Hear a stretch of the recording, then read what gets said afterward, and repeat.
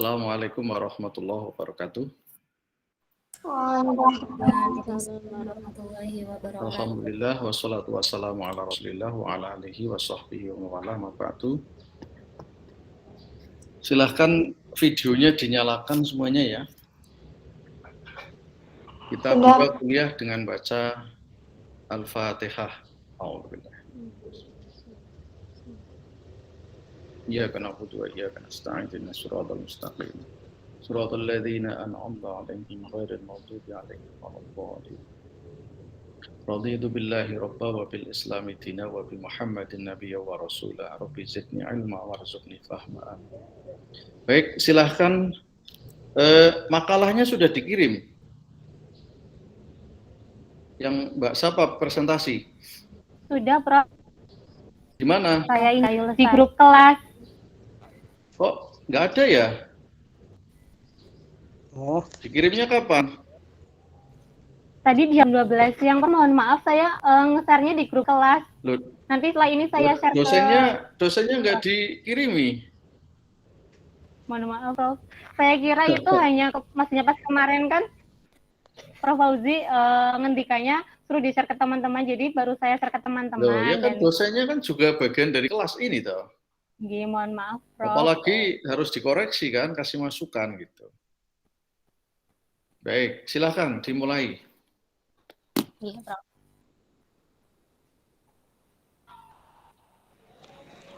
Assalamualaikum warahmatullahi wabarakatuh.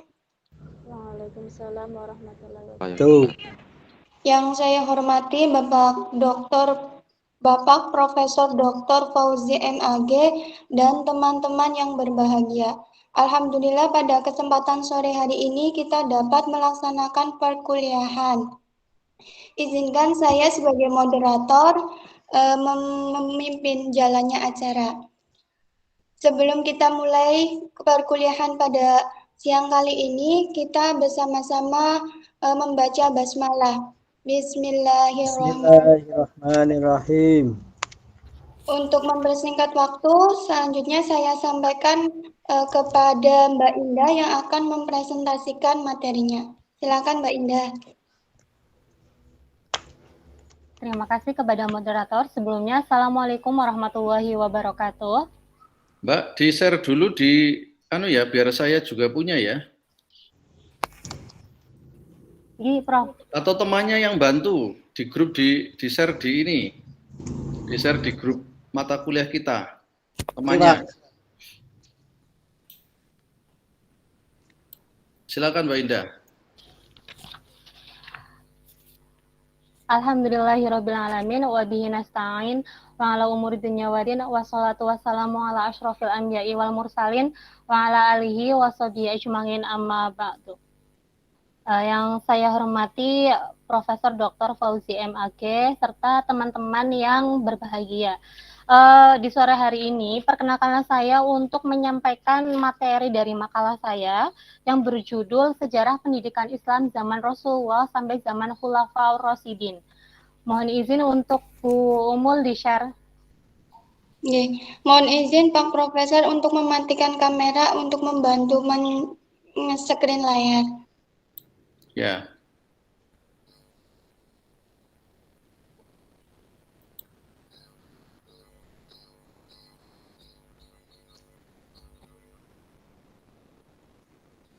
Nggak pakai laptop ya, Mbak?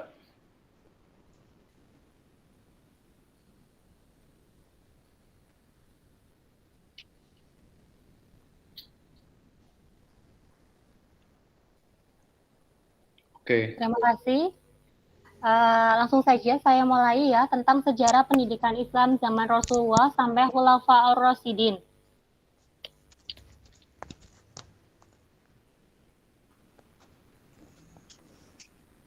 Kemudian saya sampaikan terlebih dahulu latar belakang kenapa saya mengambil judul tersebut gitu ya.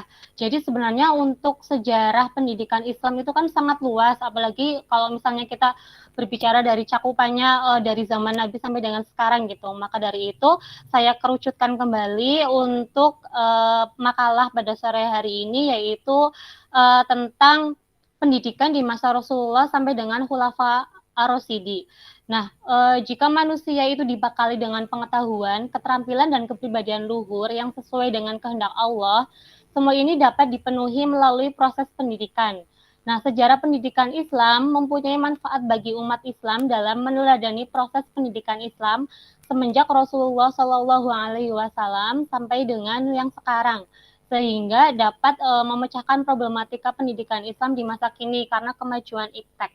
Nah, seperti yang sudah saya sampaikan bahwa kajian sejarah ini kan lingkupnya masih terlalu luas gitu ya, sehingga saya batasi dalam presentasi sore hari ini, saya itu lebih mengkaji tentang pendidikan di zaman Rasulullah sampai dengan Khulafa Ar-Rasyidin.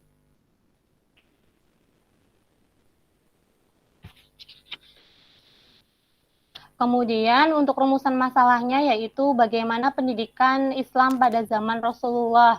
Dan yang kedua itu bagaimana pendidikan Islam pada zaman Khulafa Ar-Rasyidin. Yang pastinya dengan tujuan kita bisa mengetahui pendidikan Islam pada zaman Rasulullah dan kita juga bisa mengetahui pendidikan Islam pada zaman Khulafa Ar-Rasyidin yang nantinya bisa kita implementasikan terhadap diri kita pribadi sebagai seorang pendidik dan bisa kita amalkan kepada orang lain. Nah, langsung saja kita memasuki pembahasan yang pertama, yaitu pendidikan Islam pada zaman Rasulullah. Nah, di sini saya menyampaikan sejarah singkat Nabi Muhammad SAW, walaupun dari teman-teman pastinya sudah paham ya tentang sejarah singkatnya Nabi Muhammad, tapi di sini saya memberikan gambaran secara umum sebelum kita melihat bagaimana proses pendidikan pada zaman Nabi, begitu ya. Nah, Nabi Muhammad SAW adalah anggota Bani Hashim, suatu kabilah yang kurang berkuasa dalam Quraisy. Nabi Muhammad lahir dari keluarga terhormat yang relatif miskin. Nah, ayahnya itu bernama Abdullah, anak Abdul Muthalib, seorang kepala suku Quraisy yang besar pengaruhnya. Nah, ibunya adalah Aminah binti Wahab dari Bani Zuhra. Nah, kebetulan Nabi Muhammad ini pada saat dia lahir itu sudah menjadi yatim karena ayahnya meninggal dunia pada saat Nabi Muhammad dalam kandungan berusia 3 bulan. Kemudian setelah Aminah melahirkan Nabi Muhammad diserahkan kepada ibu sambung atau ibu pengasuh yang bernama Halimah Sa'diyah. Kemudian setelah 4 tahun dikembalikan lagi kepada ibunya, Ibu Aminah. Kemudian 2 tahun setelah itu ternyata Ibu Aminah juga meninggal dunia sehingga Nabi Muhammad itu menjadi yatim piatu. Nah, di sini tuh hikmahnya adalah seakan-akan Allah ingin melaksanakan sendiri pendidikan kepada Nabi Muhammad SAW, orang yang dipersiapkan untuk membawa risalahnya yang terakhir. Kemudian tadi juga sudah teman-teman baca di makalah saya ya tentang riwayat lengkapnya Nabi Muhammad. Untuk mempersingkat waktu, kemudian langsung saja saya membahas tentang pendidikan Islam masa Rasulullah di pendidikan Islam pada masa Rasulullah, di mana yang pertama adalah pendidikan Islam pada masa Rasulullah hidup di Mekah gitu ya. Jadi yang pertama itu Nabi Muhammad SAW memulai tugasnya sebagai Rasul melaksanakan pendidikan Islam terhadap umatnya itu pada saat beliau berumur 40 tahun, yaitu pada tanggal 17 Ramadan 13 sebelum hijrah di Gua Hiro. Nah, wahyu tersebut adalah ayat Al-Quran surat Al-Alaq ayat 1-5. Nah, di situ kan bunyinya Iqra ya, bacalah. Di situ Nabi Muhammad SAW mendapatkan berbagai pengetahuan dan pendidikan yang diterimanya melalui wahyu Allah. Kemudian disusullah wahyu yang kedua, yaitu termaktub dalam Al-Quran surat Al-Mudathir ayat 1-6. Nah, di situ kan dijelaskan ya terjemahnya, hai orang yang berselimut Muhammad, bangunlah untuk sembahyang di malam hari kecuali sedikit daripadanya, yaitu seperduanya, atau kurangilah dari seperdua itu sedikit, atau lebih seperdua itu, dan bacalah Al-Quran itu dengan perlahan, sungguhnya kami akan menurunkan kepadamu perkataan yang berat. Maksudnya adalah di sini seruan bahwa Nabi Muhammad suruh, ayo selimutnya dising-singkan, sekarang harus bergerak, kita mulai nih melaksanakan apa ya, kayak menyebarkan pendidikan agama Islam di muka bumi ini, seperti itu. Nah, kemudian setelah turunnya wahyu yang kedua itu, akhirnya Nabi Muhammad mulai berani untuk menyampaikan risalahnya. Ya, yang pertama itu dengan tahap sembunyi-sembunyi. Next, Bu Umul, mohon maaf. Nah, tahapan pendidikan perorangan yang dilakukan secara sembunyi-sembunyi. Ya, jadi setelah turunnya Quran surat Al-Mudathir ayat 1 sampai 6 ini, Rasulullah memulai tugasnya menyampaikan risalah yang pastinya dengan sembunyi-sembunyi. Jadi yang pertama kali ditugaskan yaitu disampaikan kepada keluarga terdekatnya. Kemudian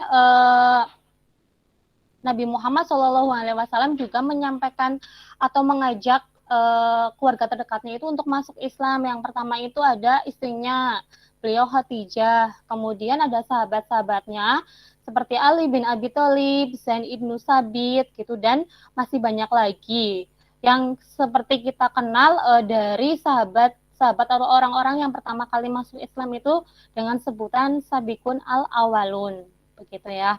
Nah,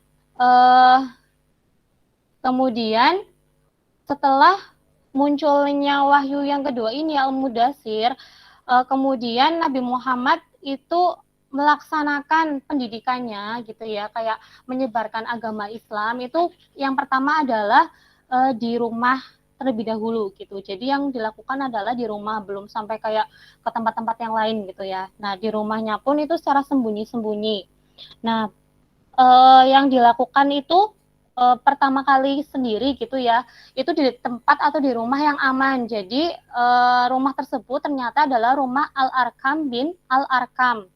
Nah, ini adalah selain kenapa Nabi Muhammad memilih rumahnya Al-Arkam gitu ya, selain yang tadi itu saya katakan rumahnya itu adalah tersembunyi gitu ya, aman dari kaum kafir Quraisy gitu, tapi juga sebagai bentuk penghargaan gitu bahwa Arkam ini sudah setia kepada Nabi Muhammad SAW.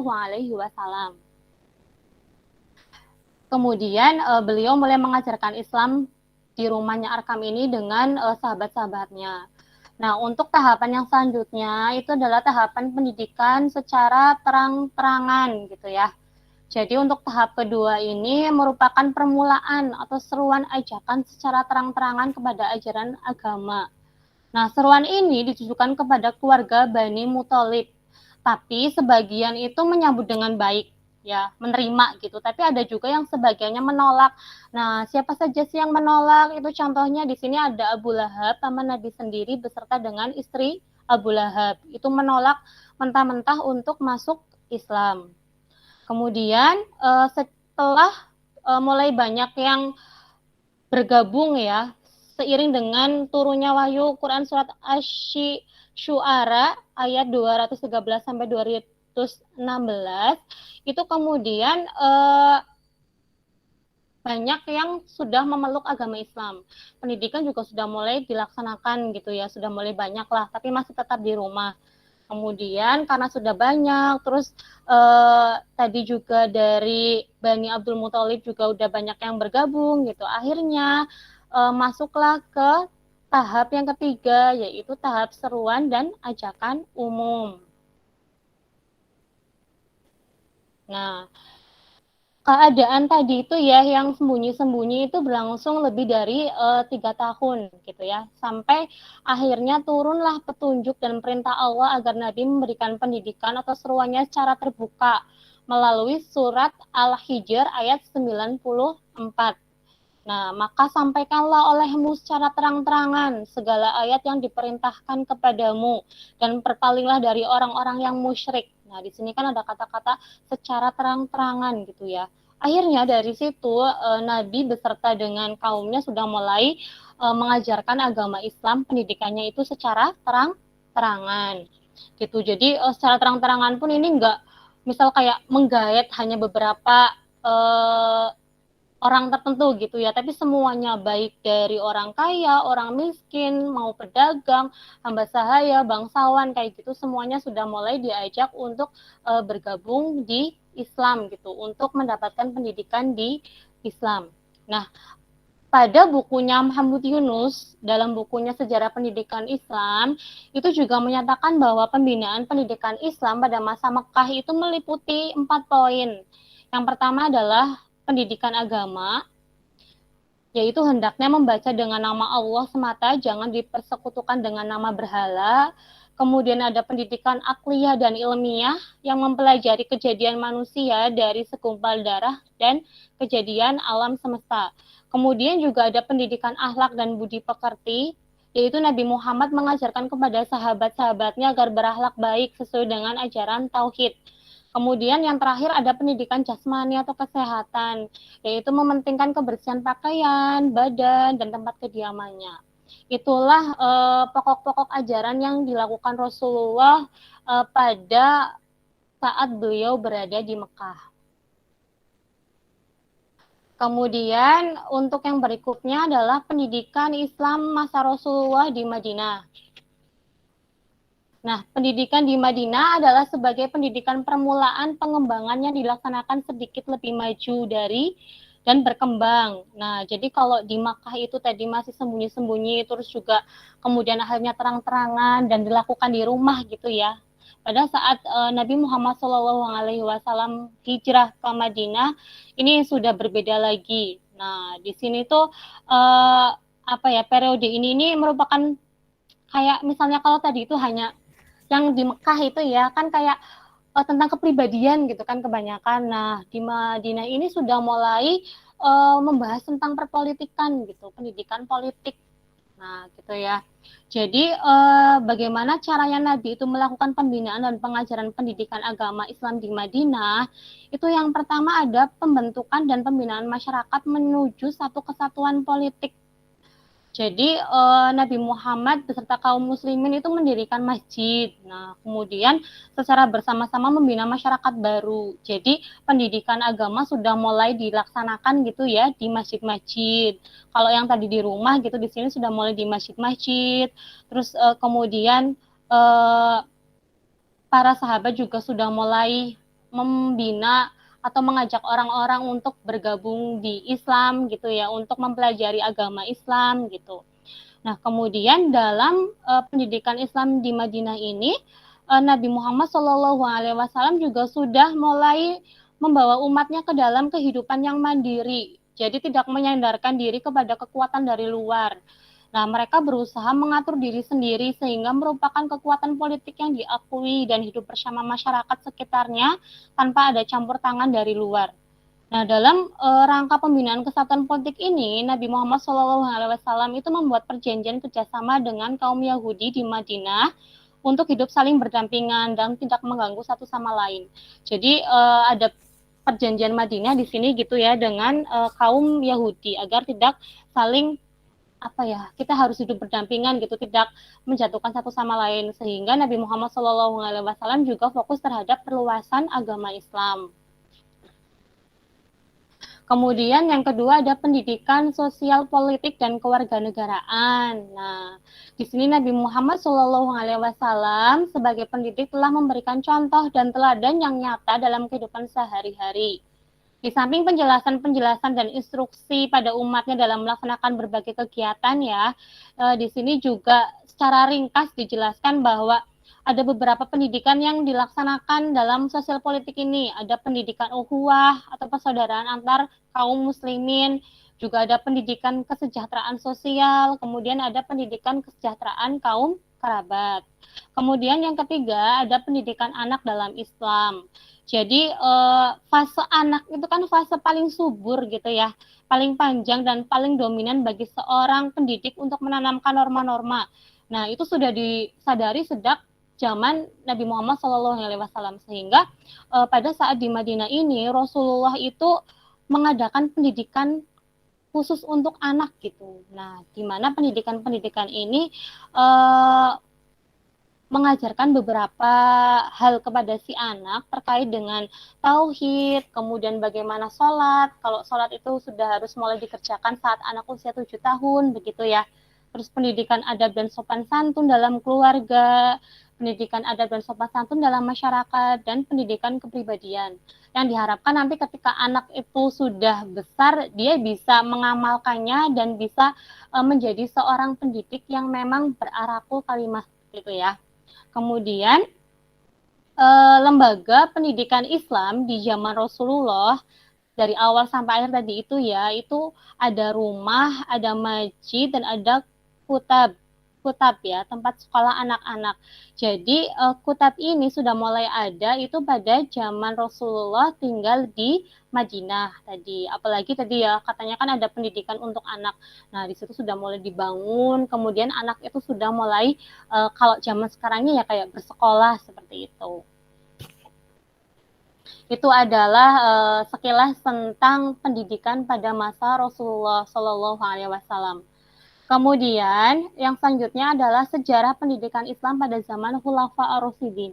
Jadi kita ingin tahu nih setelah dari Rasulullah bagaimana sih sejarah pendidikan Islam pada zaman Khulafa ar-Rasyidin seperti itu ya. Yang pertama adalah zaman Abu Bakar As-Siddiq.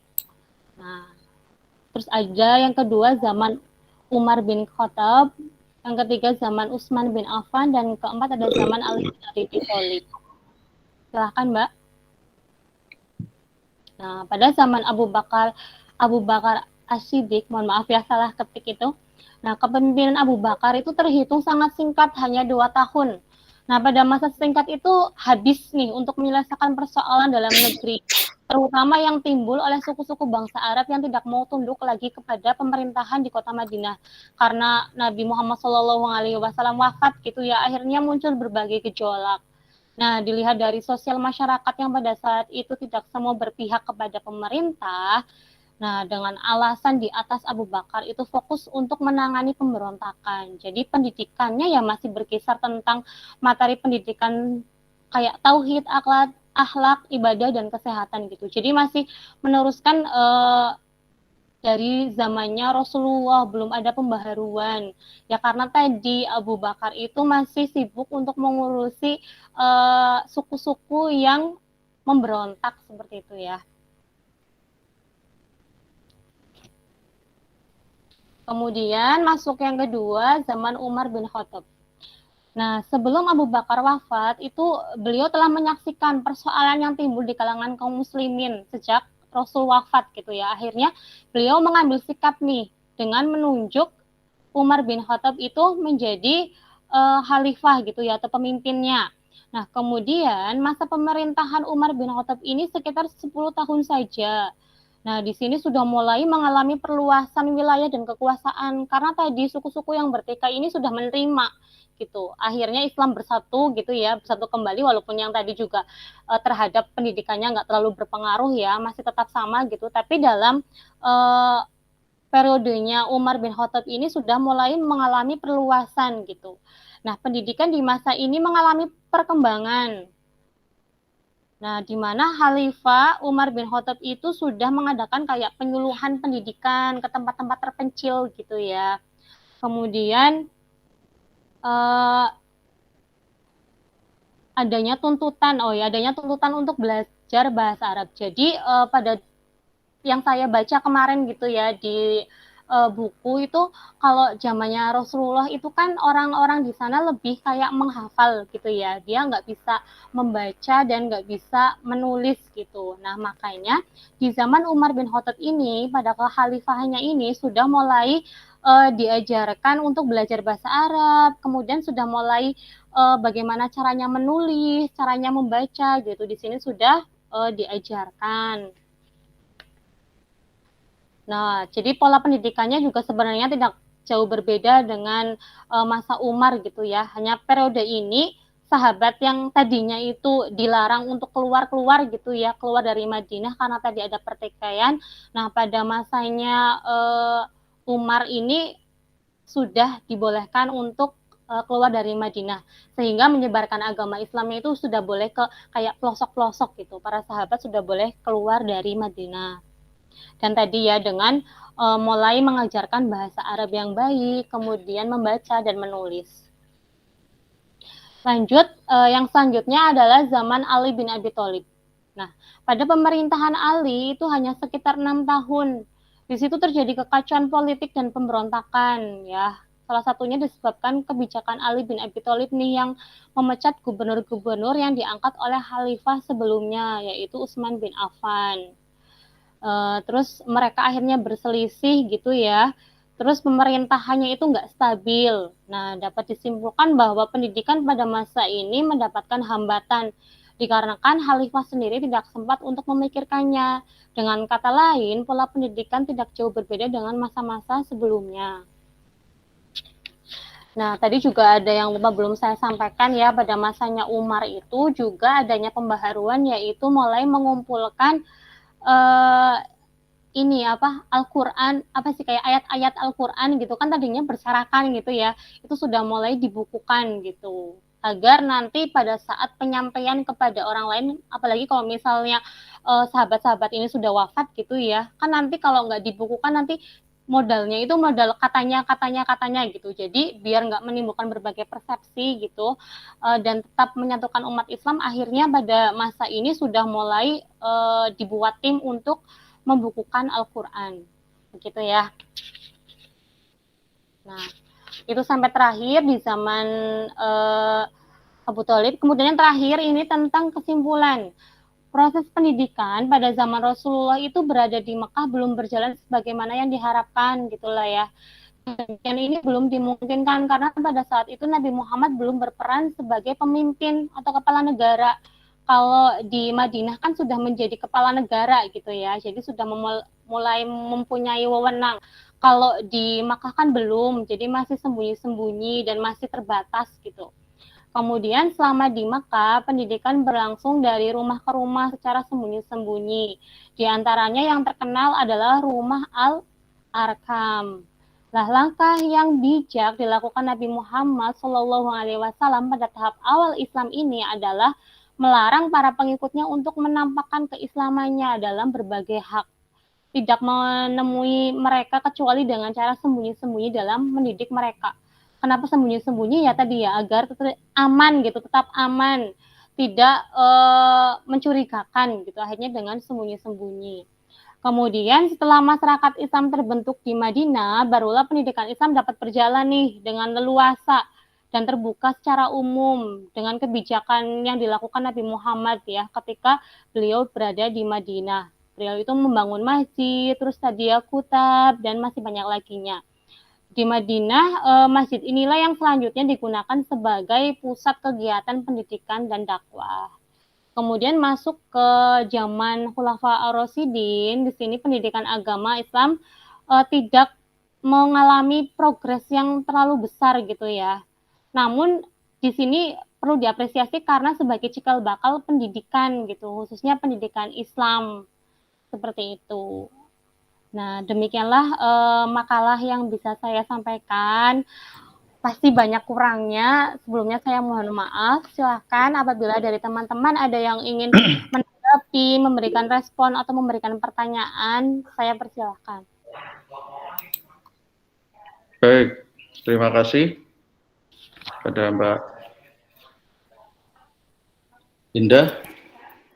Kita topiknya adalah pendidikan alternatif ya. Sehingga dalam kuliah ini kita akan mencoba merefleksikan perjalanan historisnya pendidikan Islam yang mula-mula dikembangkan oleh sang pembawa risalah kenabian, yaitu Nabi Muhammad SAW. Kemudian diikuti sampai kepada Khulafaur Rasyidun atau para sahabat. Ya tentu kalau bicara sahabat itu bicara era ya. Kemudian sampai kepada tabi'in. 3 kurun yang oleh Nabi disebut sebagai kurun terbaik, ya kan? Sehingga Nabi pernah mengatakan bahwa kurun atau era yang paling baik adalah eraku, era sesudahku, dan era sesudahnya, gitu kan. Eraku berarti era Nabi. yang muridnya adalah sahabat. Sedangkan era sahabat atau setelah Nabi adalah era sahabat, yang muridnya adalah tabi'in.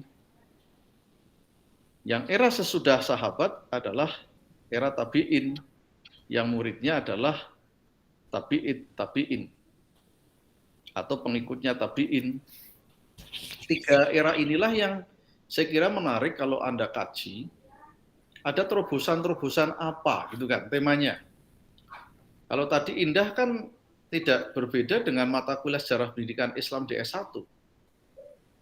Anda belum mengungkap apa sebetulnya terobosan-terobosan, inovasi-inovasi yang dilakukan oleh Nabi, sahabat, dan tabi'in dalam menghadirkan sistem pendidikan kepada umat waktu itu. Yang saat itu belum ada gitu kan. Yang saat itu menjadi tawaran alternatif bagi umat.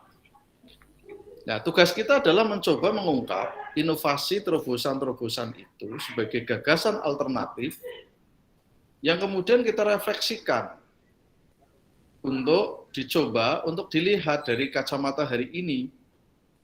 Yang kacamata hari ini bisa muncul dua hal. Satu, kita melihatnya sebagai produk sejarah. Yang itu seperti itu karena era itu.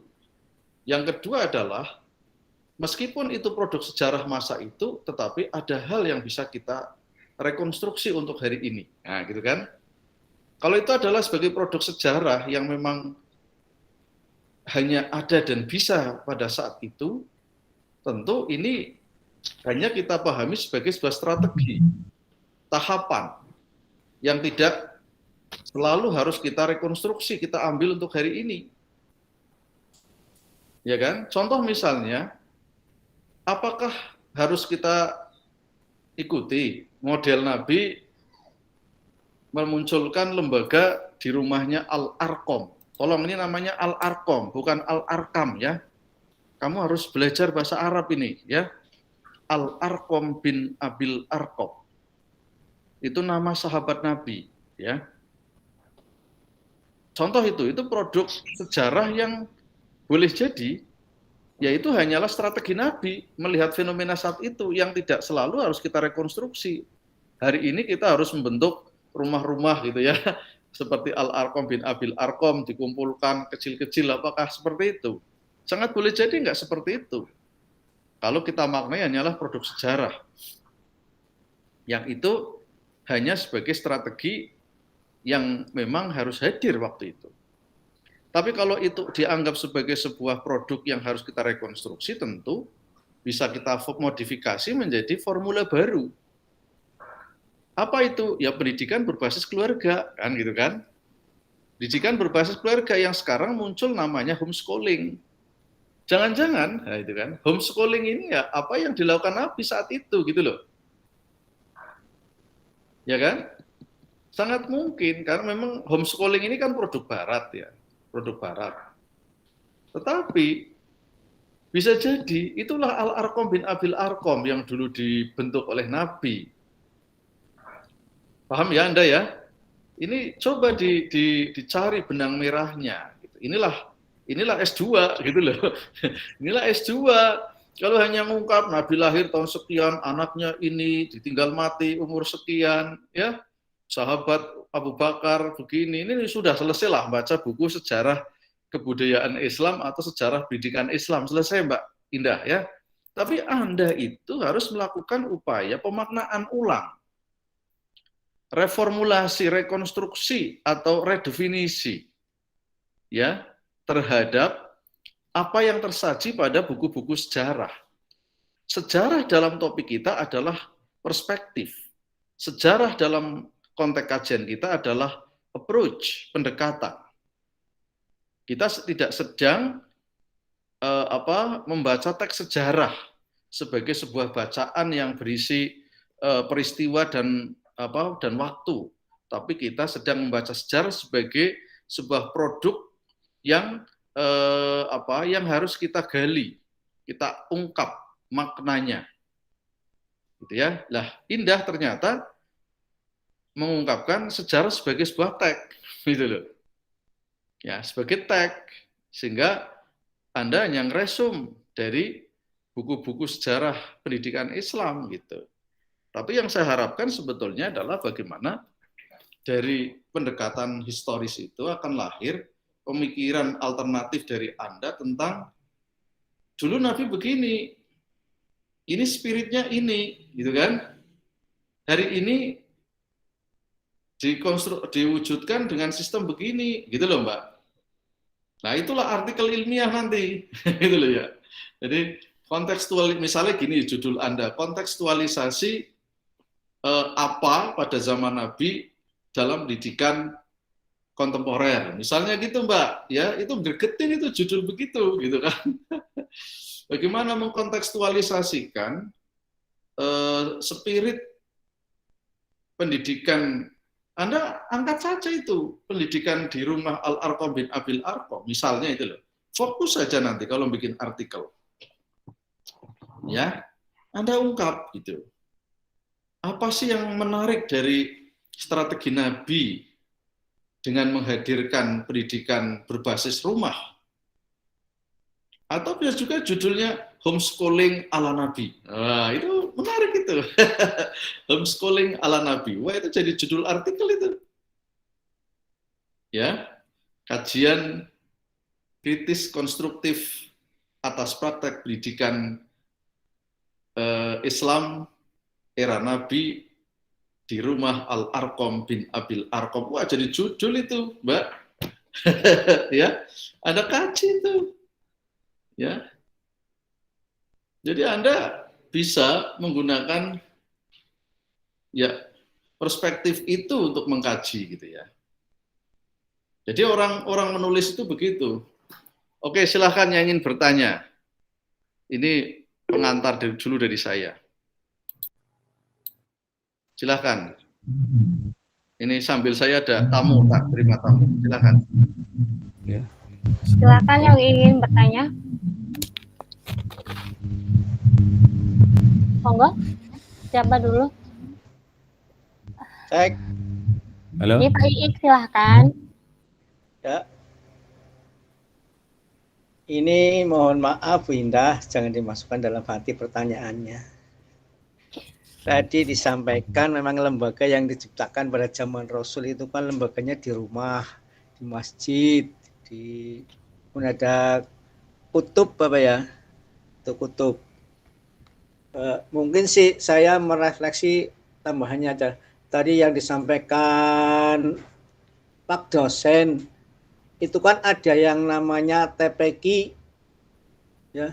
Itu kan biasanya lembaga yang dipakai itu kan di rumah pribadi itu loh. Apakah itu termasuk alternatif dulu mencontoh dari yang di rumahnya Arqam bin Arqam? Atau mungkin lembaga itu di zaman sekarang masih layak gitulah ya, masih layak untuk dipakai. Jadi tadi disampaikan oleh Pak Prof, tidak hanya sejarah begitulah ya, artinya lembaga yang telah diciptakan itu di zaman sekarang berarti apakah masih layak untuk dipakai dengan sekarang kan banyak lembaga-lembaga alternatif ya untuk menyampaikan pendidikan. Kalau di zaman eranya sekarang digital, banyak yang menggunakan metodenya, banyak yang menggunakan YouTube atau internet. Bahkan yang saya sering dengar itu kan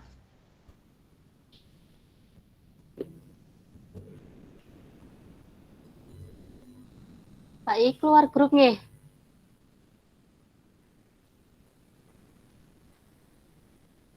Halo Pak Iik.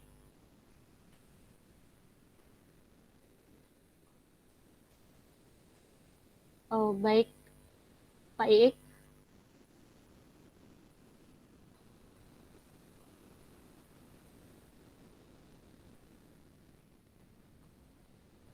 halo.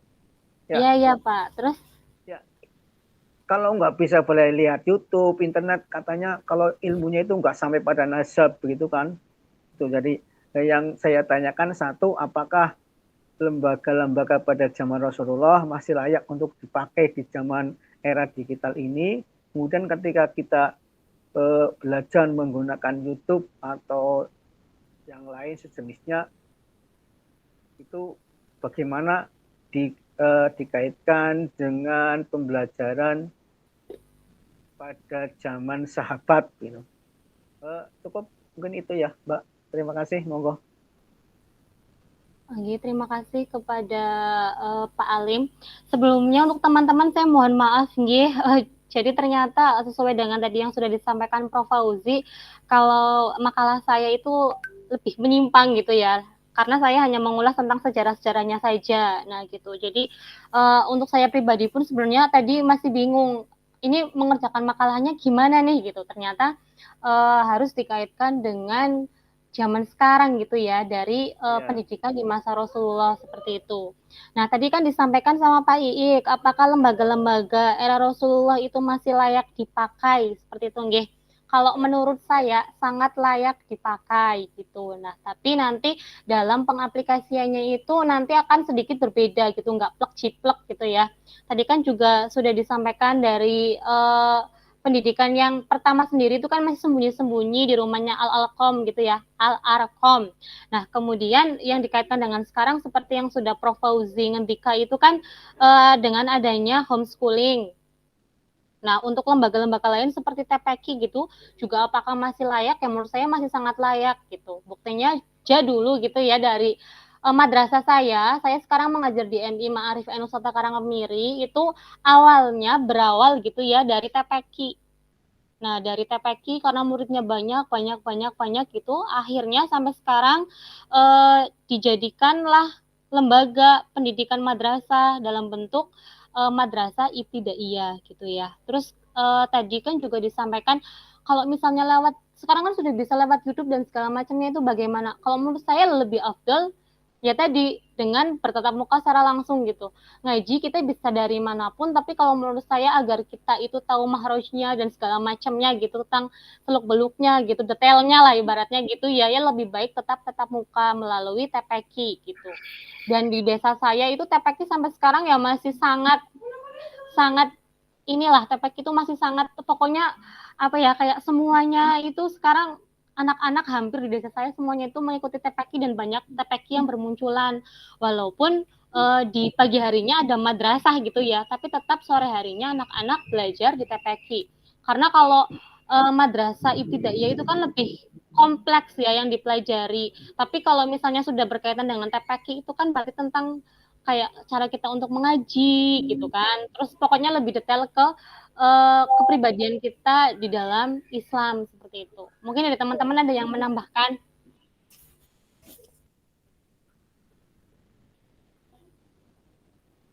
Tanya ini. Yang menambahkan silakan, ada yang menambahkan terlebih dahulu. Silakan Bu Umul. Saya setuju dengan Mbak Indah ya tadi. Sebenarnya kalau pembelajaran tatap muka emang lebih mengena gitu ya, tidak ada yang bisa mewakili kayak gitu ya. Ibaratnya karena di situ ada secara langsung, bertemu langsung, bisa langsung lebih baik kayak gitu ya. Nah, untuk yang tadi kan Pak Iik bertanya juga terkait dengan media sosial kayak gitu ya, Pak. Misalnya YouTube, ada Facebook kayak gitu ya Pak Iik. Itu kalau menurut saya tidak apa-apa. Itu termasuk bagian dari pendidikan alternatif karena mengajarkan anak itu sesuai pada zamannya kayak gitu, tidak harus seperti zaman dahulu terus kayak gitu. Seperti yang dikatakan oleh Ali seperti itu. Cukup mainnya. Ya, terima kasih begitu ya Pak Iik. Nggih, Bu. Selanjutnya silahkan.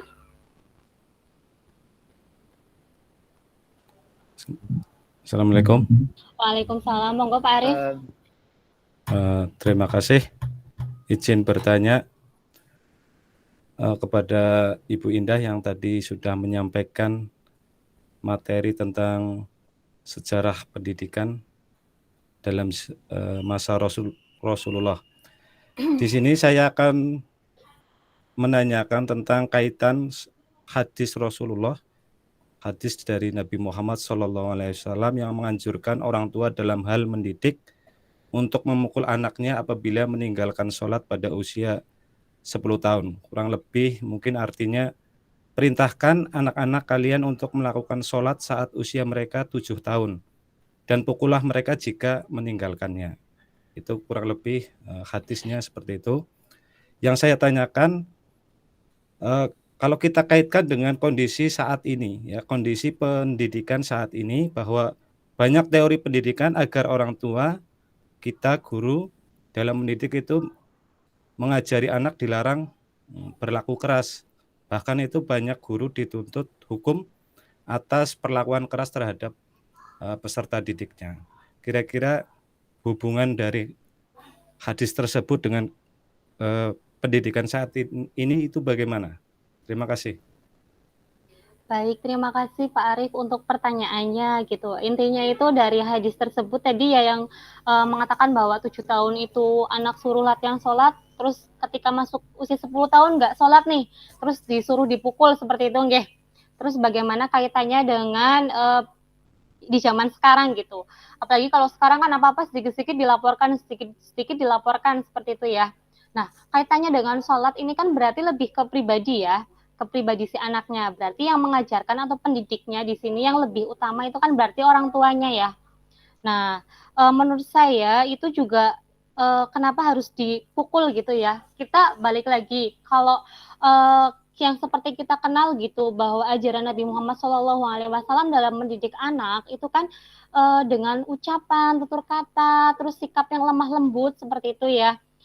Yang dari banyak teori yang seperti Pak Arif sampaikan juga di sini sudah mulai diterangkan gitu kan. Kalau kita mengajar anak ya harus bersikaplah yang lemah lembut, kita harus kayak lebih dekat ke anak sebagai teman seperti itu ya, biar ada jalinan kasih di antara keduanya seperti itu. Nah, kenapa dikasih hukuman menurut saya ini Pak Arif, mohon maaf nanti teman-teman bisa menambahkan gitu. Itu kan sudah dimulai dari umur 7 tahun. 7 tahun itu sudah suruh sholat. Otomatis ada waktu berapa jangka waktunya? 3 tahun gitu ya. Jadi yang pertama adalah anak diberikan contoh untuk sholat gitu.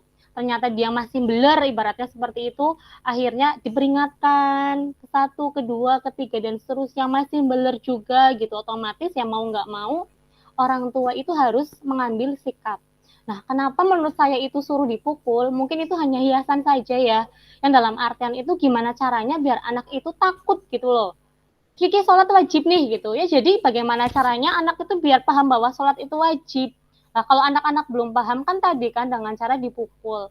Nah, kalaupun nih terpaksanya sekali gitu ya, akhirnya si anak dipukul. Ini mohon maaf terpaksanya gitu ya. Kalau apalagi dengan orang tua yang misalnya emosinya labil seperti itu.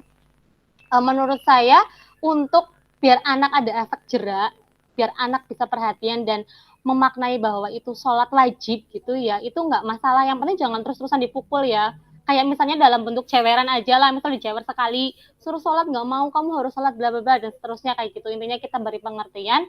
Itu kan dalam cewer itu kan juga kekerasan fisik ya masuknya. Tapi kalau dilakukan sama orang tua, apakah anak bisa melaporkan? Kan menurut saya tidak gitu. Selama ini yang melaporkan pendidik itu kan orang tua, ya kan? Kayak guru baru jewer aja langsung dilaporkan ke Komnas Anak, misal seperti itu. Itu kan yang melaporkan orang tua. Nah, kalau ini terkaitan dengan sholat itu kan memang berarti wajibnya orang tua nih untuk memberitahu si anak. Nah, agar anak nggak dipukul, gimana caranya nih orang tua untuk apa sih kayak memberitahukan kepada anak gitu, agar dia itu menjalankan sholatnya itu tepat waktu, bahwa sholat 5 waktu itu ya wajib, seperti itu Pak Arif. Monggo teman-teman, ada yang mau menambahkan. Halo, mungkin ini kan tidak hanya sekedar sholat tadi. Dulu waktu saya sekolah di SD itu kan banyak guru-guru yang itu sampai membandem penghapus, sampai melempar dengan sepatu, itu sering terjadi. Tapi akhirnya anak-anak itu kepada gurunya itu lebih sopan dibandingkan dengan kondisi saat ini. Kita diminta untuk mengakrabi anak dan lain sebagainya, malah anak itu malah sering merendahkan atau malah tidak kita itu tidak dianggap tidak berwibawa. Guru pada anak itu kesannya itu tidak berwibawa begitu. Gitu. Oke, seperti itu. Oke. Jadi tadi kan dengan sholat ya, saya contohkan karena tadi Pak Aris juga nanyanya salah satunya sholat. Nah, kemudian ada masalah lagi dan menurut saya itu juga memang problematika gitu nih Pak. Kita harus bersikap sebagai guru seperti apa gitu kan. Mau kita keras, salah gitu kan. Apalagi kalau kita misalnya nggak keras ke anak gitu. Kalau untuk usia kelas rendah menurut saya memang kita harus berlaku lemah lembut seperti itu nggih. Tapi kalau kayak saya pribadi, saya mengajar kelas 5 itu kalau saya masih lemah lembut itu benar yang dikatakan Pak Arif gitu, malah peserta didik nggak menghargai kita sama sekali gitu. Yang bisa kita lakukan kalau saya pribadi gitu nih Pak, kita jangan galak tapi lebih ketegas, kalau menurut saya seperti itu. Toh yang dipermasalahkan kan tadi dengan menggunakan kekerasan fisik gitu ya. Kalau di zaman sebelumnya itu pada saat Pak Arif kecil dan saya belum lahir mungkin gitu ya, itu kan dengan apa tadi dibandem sepatu gitu ya, dilempar sepatu, terus pakai rotan tangannya dipukul gitu ya. Nah menurut saya itu udah bukan masanya begitu, karena memang itu kan nanti menimbulkan kekerasan fisik dan traumatik dari si anak. Jadi ya lebih baik kalau kita mau jadi guru yang bisa dihargain, ya kita bisa tahu sikonnya. Kalau lagi di kelasnya kita harus tegas, tapi nanti di luar kelas kita harus menjadi kayak teman seperti itu. Nah tegasnya kita kan bukan berarti harus fisik, ya kan? Tegas kan Pak Arif juga paham lah tegasnya guru itu harusnya seperti apa kepada peserta didiknya seperti itu. Yang pasti kita tidak boleh memakai kekerasan karena di Indonesia sendiri pun sekarang kan sudah ada undang-undang pelindungan anak ya. Begitu Pak. Oke, cukup. Terima kasih. Silakan ada yang mau menanggapi dari Pak Arif, menambahkan Oke. dari saya, silakan. Boleh, Mbak. Boleh sekali, monggo Pak Tiwan. Oke. Nah, menyambung dari yang sebelumnya dibahas ya. Kalau fenomena yang dialami tentunya kayaknya sama semuanya ya. Di Purbalingga, di Cilongok, di Kuncen, dan mungkin juga yang di Ujung Menteng ya mungkin sama. Di Brebes juga fenomena. Ini sih mungkin karena pergeseran apa ya? Pergeseran perilaku anak apa ya, usia kita dulu dengan usia anak-anak pada saat ini, pada zamannya. Jadi kalau kita dulu kan tadi betul Pak Arif menyampaikan mungkin pernah di apa ya, di gaplok tuding ya, itu kan di kepala, itu hal yang berkesan dan kita tidak pernah membenci gurunya ya kan Pak ya, tidak pernah membenci walaupun kita pernah tidak pernah membenci. Ini berkesan dan ini menjadikan mungkin kita seperti ini sekarang karena beliau-beliau dulu mengajarkan kita dengan model seperti itu. Karena kemarin tahu di Bandung. Kalau sekarang ya memang betul tadi Mbak Indah juga berbeda. Nah, cuma ini menyambung sedikit. Kalau dari makalah yang tadi disampaikan, saya membaca itu ada pendidikan adab ya. Apakah ini sepemahaman saya kok sepertinya ini pada masa Nabi ini pendidikan karakter ini menjadi sesuatu yang sangat ditekankan. Nah, jadi ada pendidikan adab di keluarga, ada pendidikan adab di masyarakat tadi yang saya baca. Nah, ini kan berarti seolah-olah pendidikan karakter dan saat ini pun kalau kita coba amati sekolah-sekolah yang memiliki jargon-jargon sekolah karakter ini sekarang jadi idola kan ya.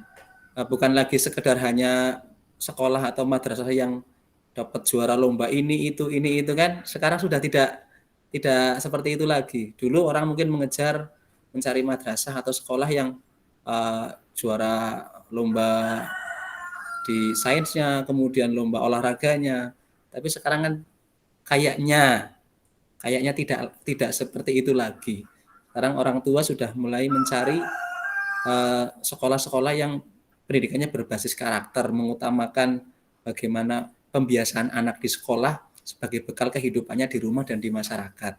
Ini sih pemahaman saya. Jadi kok saya rasa kayak ini kok kembali lagi apa yang strategi yang dimunculkan oleh Rasulullah ini kok sekarang menjadi hal yang kita cari. Itu sebagaimana sekolah-sekolah karakter, bagaimana mendidik anak supaya beradab, tadi beradab dengan orang tua, di keluarga maupun di masyarakat, dengan guru dan sebagainya. Karena ini kan krisis kita sekarang ini. Krisis kita sekarang ini kan kayaknya itu.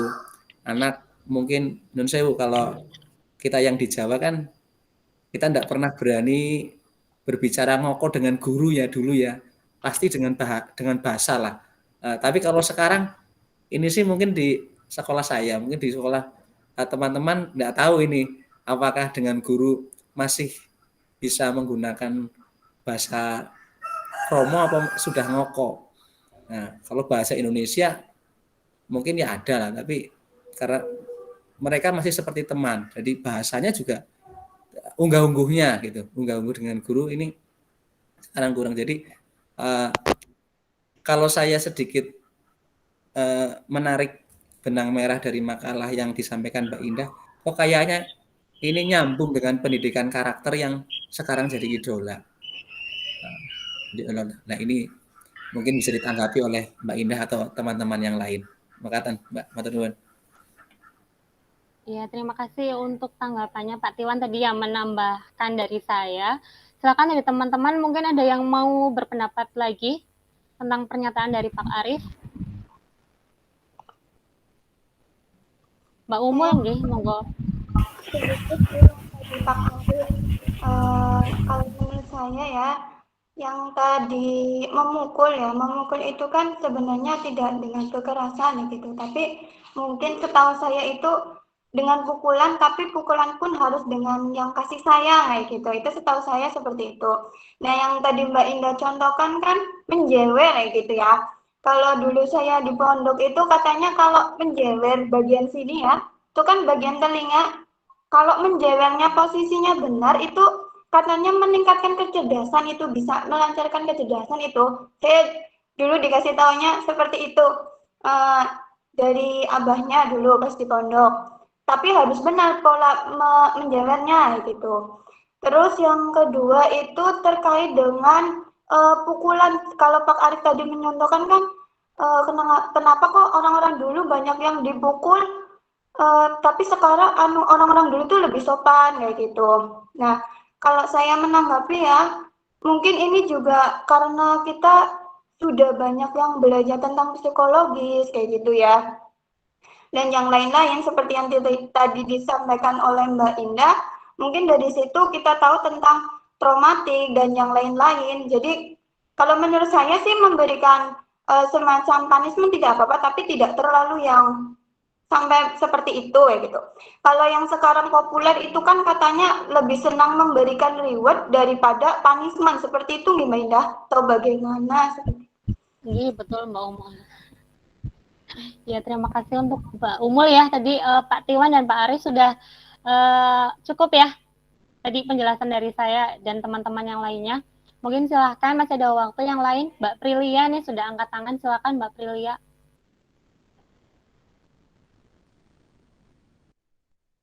Ya, terima kasih atas kesempatannya. Izin bertanya kepada Mbak Indah. Tadi saya membaca tentang metode gitu ya. Metode yang kebanyakan di situ adalah saya menemukan bahwa saat itu lebih banyak menghafal atau mungkin belum mengenal tulisan, kemudian belum bisa membaca seperti itu. Yang saya ingin tanyakan itu, apakah ada keterampilan lain ya selain menghafal? Kemudian yang saya baca juga tadi ada beberapa bidang-bidang di dalamnya gitu. Pertanyaannya adalah apakah ada metode lain selain menghafal? Kemudian metode yang diterapkan pada saat zaman Nabi itu bagaimana caranya? Barangkali bisa diterapkan saat ini juga seperti itu. Terima kasih. Iya, terima kasih untuk Mbak Prilia. Tadi metodenya itu lebih ke poin yang mana nih Mbak? Maksudnya dari zaman Rasulullah atau dari Khulafaur Rasyidin atau gimana ini? Dari Khulafaur Rasyidin. kalian dari Khulafaur Rasyidin ya. Jadi kan kalau yang tadi saya juga baca di buku gitu ya, bahwa zamannya Nabi itu kan cara menyampaikan pendidikannya itu kan dengan tadi itu kayak misalnya dalam Al-Quran kan kayak menghafal karena belum bisa baca tulis gitu ya. Kemudian kalau dalam segi pendidikan gitu, kayak tadi pendidikan keluarga, pendidikan anak, pendidikan sosial dan segala macamnya itu melalui ceramah. Jadi beliau Rasulullah itu ceramah kepada kaumnya seperti itu ya. Kemudian apakah ada cara-cara lain gitu? Tadi juga kan sudah disampaikan di Khulafaur Rasyidin itu step by step gitu ya, dimana pada masanya Utsman kalau nggak salah tadi ya itu kan sudah mulai adanya kayak mulai membaca dan menulis gitu, dan sampai saat ini akhirnya sudah mulai ada metode-metode atau bentuk-bentuk metode yang lain-lainnya diterapkan dalam kehidupan kita sehari-hari, khususnya sebagai seorang pendidik gitu ya. Tapi kalau misalnya dalam Rasulullah, pada masa Rasulullah itu salah satunya ya adalah di ceramah. Kemudian untuk yang lain-lainnya juga tadi saya sudah membaca di buku, tapi halaman berapanya gitu nggih saya lupa, nanti saya cari terlebih dahulu. Mungkin sambil saya mencari bisa teman-teman menambahkan metode lain yang disampaikan Rasulullah selain tadi itu ya, kayak umatnya menghafal Al-Quran, terus dalam penyampaiannya itu juga dengan menggunakan metode ceramah. Apakah ada yang lainnya lagi? Silakan. Ya, tek. Saya bantu Nggih, sedikit ya, Pak Mbak. Nggih, monggo nggih. Ya. Begini, tadi yang disampaikan ya memang pada zaman Rasulullah itu kan memang pendidikannya belum seperti sekarang, ya kan? Jadi dulu memang metodenya lebih banyak itu menghafal. Itu. Kemudian ketika banyak orang yang sudah hafal Al-Quran, kemudian banyak yang meninggal, kemudian zaman sahabat, kemudian zamannya Umar apa Utsman itu ya, kemudian ada ide lagi untuk dibukukan. Ya. Selain itu tadi disampaikan memang benar ada lewat dakwah. Ini yang lebih sering mengenal lagi itu dakwah yang dilakukan oleh Rasulullah itu adalah lewat bercerita atau lewat akhlak dari Rasul itu sendiri, ya. Penerapan lah ya, intinya penerapan. Jadi ketika berdakwah sebelum Rasulullah melaksanakan, dia sudah sebelum dia menyampaikan itu beliau sudah melaksanakan, kan? Kemudian dari situ banyak orang yang awalnya tidak suka, tidak bisa, akhirnya bisa menjadi paham, bahkan tanpa harus diterangkan, mereka dulu Rasulullah melaksanakan seperti itu kan? Nah, itu lebih mengena ya pendidikan seperti itu ya daripada kita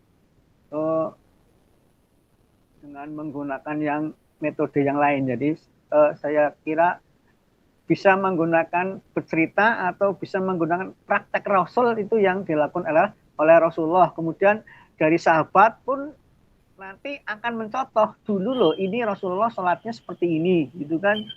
Itu metode yang dipakai. Kemudian dari sahabat-sahabat turun ke sini, ya kan, metode yang dipakai oleh Rasul, sahabat sampai sekarang, selain dari tadi menghafal sampai sekarang masih eksis karena sudah ada pendidikan yang itu tahfidz Quran itu kan sudah banyak, malah sekolah yang homeschooling, terusannya sekolah yang 1 hari penuh itu malah yang diutamakan itu kan kebanyakan hafidz Quran di situ. Itu masih ada. Kemudian yang sekarang lagi banyak ya di zaman sekarang implementasinya dengan alternatif yang lain, itu sekarang malah justru banyak penelitiannya. Apakah benar gitu kan? Contohnya seperti tadi Mbak Indah di makalah itu kan sholat itu termasuk bagian dari menjaga kesehatan. Itu sudah mulai banyak orang yang melakukan penelitian, gitu kan? Dilihat dari cara sujudnya, cara rukunya itu sudah mulai banyak yang pendidikan alternatif yang mencari kebenaran itu.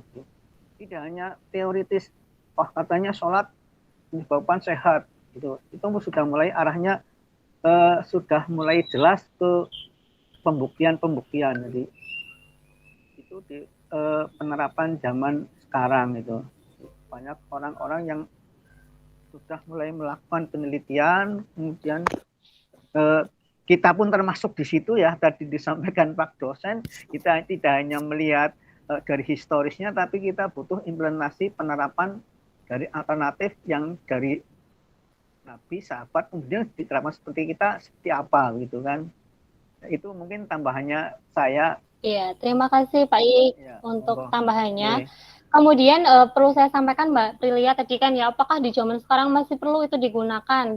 Kita tarik benang merahnya gitu ya. Menurut saya itu masih perlu karena metode-metode pada pendidikan pada zaman Rasulullah, selain yang tadi sudah saya sampaikan gitu ya, ternyata dulu itu ada kayak metodenya itu tanya jawab gitu ya. Jadi Rasulullah itu interaksi langsung dengan para sahabat gitu, tanya jawab mengenai misalnya tentang sholat seperti itu. Kemudian ada demonstrasi. Jadi kalau demonstrasi itu memberikan contoh langsung.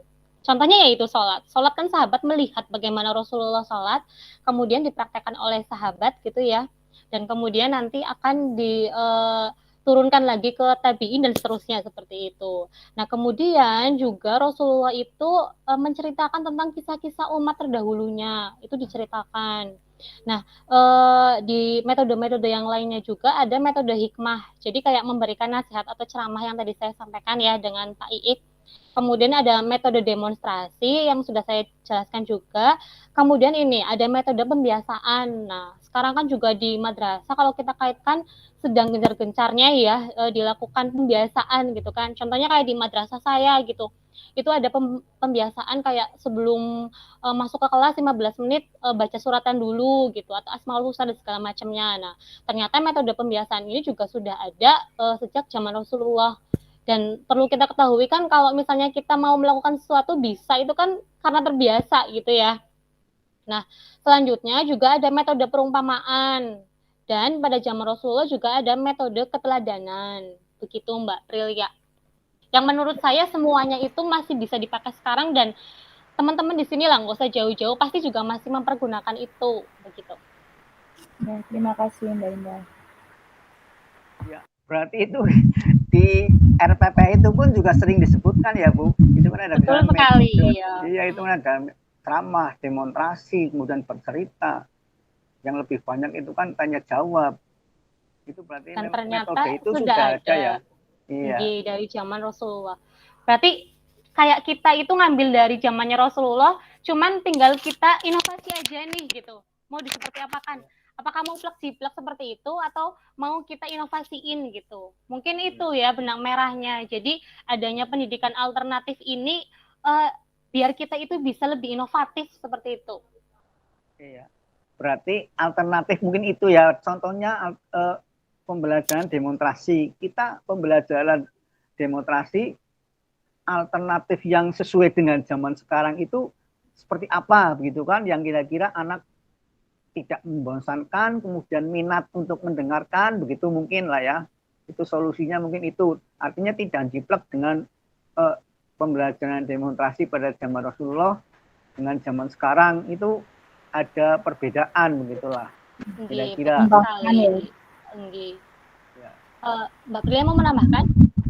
Sudah dikembangkan ya intinya ya dari intinya dikembangkan. Jadi kalau misalnya kayak tadi metode demonstrasi gitu, kita kan juga ada kuliah media ya, otomatis kalau dulu demonstrasinya misal kayak pada saat sholat gitu kan didemonstrasikan sholat seperti ini dan segala macamnya gitu, yang bisa kita kembangkan di masa sekarang kan nggak harus kita mencontohkan langsung juga ya, biasanya kan ada kayak kita lihat video gitu kan, medianya melalui video dan segala macamnya.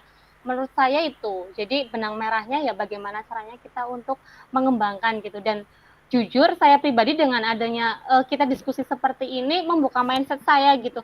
Oh ternyata pendidikan alternatif yang dimaksud seperti itu gitu. Karena dari yang kemarin-kemarin saya masih gambiar nih, oh pendidikan alternatif yang seperti apa ya gitu. Saya belum menemukan yang cocok nih untuk bisa saya gali lagi gitu. Ternyata dari pembahasan tadi kita ini semuanya gitu ya, itu sudah mulai ada gambaran begitu.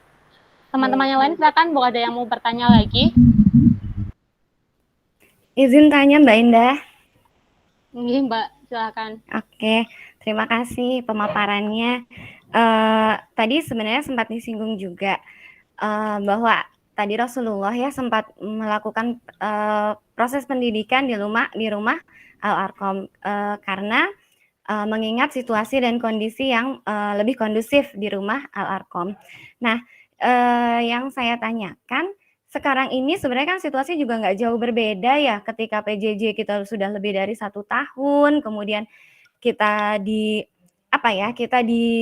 didorong untuk melakukan PTM walaupun terbatas. Kalau di Jakarta sendiri PTM itu satu anak akan ketemu dengan gurunya itu hanya 1 kali 1 minggu gitu, walaupun gurunya setiap hari ke sekolah. Yang saya tanyakan gini, mereka akan tetap menghabiskan lebih banyak waktu di rumah. Nah, salah satu dari tripusat pendidikan itu kan lingkungan pendidikan kan keluarga, masyarakat, sama sekolah. Nah, bagaimana kita mengembalikan lagi kesadaran orang tua dan guru juga gitu ya? Karena guru juga merasanya gini, anak-anak mah kalau nggak di sekolah mah nggak bisa gitu. Atau bahkan menteri kita juga bilangnya gitu, dorong terus PTM karena nanti khawatir terjadi learning loss ketika tidak ada tatap muka. Padahal Islam sendiri tadi sudah mencontohkan bahwa belajar di rumah dan rumah itu salah satu dari tripusat pendidikan yang sebenarnya anak-anak tetap bisa kok belajar di rumah gitu. Nah, bagaimana kita mengembalikan lagi kesadaran kita nih, orang tua, guru, dan anak-anak bahwa di rumah pun kita bisa belajar gitu. Demikian, terima kasih. Assalamualaikum. Waalaikumsalam warahmatullahi wabarakatuh. Banyak sekali nih Mbak Cici, tapi mungkin saya bisa mengkerucutkan sendiri gitu. Mohon maaf nanti teman-teman bisa menambahkan gitu ya. Intinya itu bagaimana caranya itu menyadarkan orang tua gitu ya Mbak Cici ya, bahwa pendidikan itu kalau misalnya nggak melulu hanya di sekolah nih, misal kayak kita daring pun sebenarnya ya orang tua masih bisa mengawasi, bisa masih kayak mengasih pembelajaran seperti itu ya Mbak Cici ya. Nah, kalau menurut saya sih ya ini karena sudah bukan lagi berbicara tentang Islam ya, tapi tentang kebudayaan seperti itu Mbak Cici. Jadi bagaimana cara mengembalikannya lagi gitu ya, kalau menurut saya itu susah untuk dikembalikan, tapi paling nggak kita bisa evaluasi dan bisa kita terapkan di selanjutnya gitu. Kenapa tadi saya berbicara tentang kebudayaan? Nah, contohnya saja di daerah-daerah yang masih pedesaan seperti tempat tinggal saya ya. Saya sering mencontohkan dalam perkuliahan itu tempat tinggal saya karena memang masih desa gitu. Di tempat saya itu banyak orang yang berpendapat bahwa percumalah sekolah tinggi-tinggi buat apa sih ya, nanti kalau kayak perempuan juga ujung-ujungnya di dapur kok gitu. Dan banyak sekali orang-orang di tempat saya tuh yang pendidikannya hanya sampai SD gitu, SMP, dan kebanyakan gitu ya, mungkin Pak Tiwan ini juga bisa nanti menambahkan, itu kayak usia-usia SD itu sudah dinikahkan Mbak Cici gitu ya. Jadi kan bagaimana bisa menerima pendidikan bahwa kalau usia SD aja mereka sudah banyak yang nikah gitu.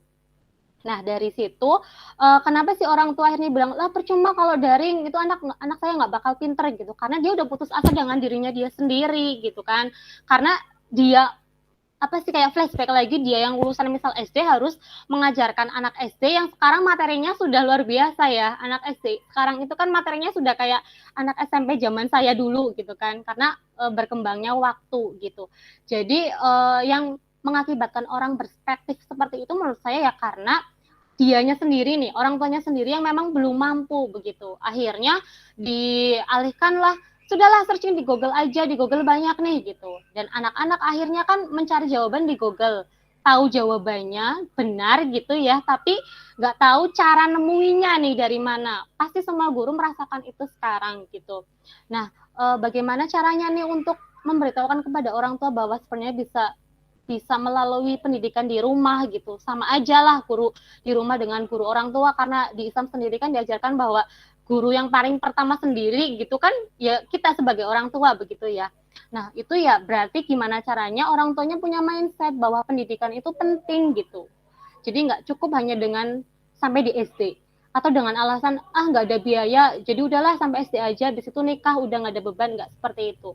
Jadi mindset orang tuanya sendiri ini harus dibuka terlebih dahulu. Nah, karena yang sudah-sudah itu nggak bisa dikembalikan ya, paling nggak sebagai pendidik kita bisa seperti memberikan inilah pengarahan gitu kepada orang tua, kita memberikan pendekatan gitu. Dan di situasi seperti sekarang ini kan anak-anak sudah jarang belum boleh ke sekolah gitu ya kayak di Jakarta, tapi kan kita sebagai guru kan bisa berkunjung ya. Nah, saat kita berkunjung ke rumah siswa itu, kita bisa memberikan pengertian kepada orang tua tersebut gitu. Atau kalau misalnya orang tuanya ternyata nggak bisa memberikan materinya nih, kalau udah terlalu susah kan orang tua bisa inisiatif dengan mengeleskan anaknya. Dari situ kan menurut saya juga masih tetap inti dari pendidikannya masih tetap dapat seperti itu ya. Kemudian sebagai pendidik ya tadi itu kalau menurut saya loh, itu lebih ya harus memberikan pengertian lah kepada orang tua, apalagi kayak saya yang di pelosok-pelosok kayak gitu ya, memang sangat luar biasa sekali, karena ya balik lagi budayanya sih gitu, kayak pendidikan itu di tempat saya yang masih kurang penting. Kenapa juga akhirnya saya melanjutkan kuliah di S2 seperti itu ya, itu salah satu alasannya bahwa saya perempuan nih, saya nggak nikah muda, dan saya bisa S2, setelah ini dengan harapan saya bisa menjadi saya yang nggak cuman sebagai guru honorer, tapi dengan contoh-contoh yang lainnya gitu, sehingga memotivasi orang-orang di rumah saya gitu ya, di tempat tinggal saya untuk berprestasi, dan oh ya nih mindsetnya kebuka seperti itu. Itu salah satu yang sedang saya usahakan, kenapa saya juga sekarang melaksanakan S2 seperti itu, Mbak. Silakan yang lain bisa menambahkan. Tek. Halo, masuk ya? Tinggi Pak Ik, silakan. Ya. Betul yang disampaikan Mbak Indah, yang bagaimana agar bisa mengembalikan kepercayaan orang tua bahwa pendidikan itu adalah kewajiban ya, orang tua terhadap anak. Memang pertama kali yang dilakukan pendidikan itu adalah dalam keluarga. Kita sudah tahu ya melangkah terkait dengan budaya. Benar, mindset yang pertama itu adalah menyadarkan mereka ya bahwa belajar itu adalah kewajiban ya. Orang tua berhak untuk mendidik anaknya. Yang kedua, kita rubah pola pikir orang tua ya dengan zaman sekarang ya. Sehingga orang tua itu belum mulai aja wis ngersulah disit gitu kan. Belum apa-apa udah nggak bisa gitu kan. Kemudian yang selanjutnya mindset itu harus dirubah. Kemudian memang sulit benar, karena tadi yang disampaikan pendidikan beliau itu jauh gitu kan. Jadi materi yang disampaikan kemudian yang akan diajarkan itu bingung untuk melatih. Saya pernah jalan menjelang subuh itu orang tua sama anak itu udah mulai bertengkar. Marahi anaknya nggak bisa, ya kan? Anaknya mau garap juga bingung. Akhirnya anaknya nangis, bingungnya ngentak-ngentak. Ya, karena sama-sama nggak connect, itu kan? Anaknya mau garap bingung, wong tuanya kepana marahi juga bingung, itu kan? Nah itu merasa ternyata pembelajaran saat ini kan, masih bermasalah, itu kan? Bagaimana cara mengembalikannya? Ya uslah COVID dihilangkan, Bu Cici. COVID dihilangkan, kita PTM aja. Jadi kembali semuanya ke sekolah. Itu. Jadi semuanya bisa kembali. Itu kan. Kalau melihat memang susah itu. Benar, apalagi mindset yang di desa. Kalau yang di kota saya kira nggak terlalu. Karena itu ada bimbel, ada les, dan lain sebagainya. Itu kan solusinya kan itu. Kan? Karena merasa orang tua itu belum mampu. Itu loh. Jadi, makanya ada alternatif lain itu. Bahkan kadang di sini pun di kampung saya juga ada yang seperti itu. Ya kan? Ada yang anaknya dileskan 5 orang diajarkan, yang penting tugas digarap selesai. Nah, itu kan karena kemampuan dari orang tua itu yang saya kira belum mencapai. Sebenarnya mungkin mau loh ya, mau untuk mengajarkan, tapi posisinya sendiri aja belum paham yang disampaikan, itu kan. Tuh, kemudian anaknya juga beda kok. Terus terang bae saya juga guru, anak saya murid deh. Kebulan ramane karo neng gurune beda kok. Iya kan? Walaupun saya nyong mesti teyeng. Wong siji mesti nyong teyeng. Tapi anak bukan kayak gitu ya. tambah 1 kata Bu Guru bukan seperti itu caranya. Itu kan itu dari situ aja kepercayaan anak sama orang tua pun beda dengan kepercayaan sama guru gitu loh. Ini yang benar Mbak Indah, walaupun mindsetnya harus dibangun, tapi ya kita harus kerjasama itu kan antara guru, itu kan orang tua dan siswa. Yang sulit lagi kan siswa itu karena anak. Bagaimanapun anak ya tetap anak, kan? Sehingga tidak terjadi gesekan antara orang tua dan anak, gitu loh. Ya intinya bagaimana mengubahnya, pokoknya PTM lebih sekolah, insya Allah lancar. Itu kita doakan bersama-sama, mudah-mudahan COVID hilang lah, itu kan sama dengan kita lah. Ya mungkin itulah intinya. Terima kasih. Terima kasih Pak Iik. Saya menambahkan sedikit ya. Kalau dari Pak Iik kan kayak lebih jatuhnya pasrah gitu ya. Walaupun kalau kayak saya nih dari Banyumas gitu, di Banyumas itu sudah mulai tatap muka. Jadi satu hari itu satu kelompok gitu ya. Jadi setiap hari saya sudah berjumpa dengan anak-anak saya, itu sudah lumayan lega gitu ya.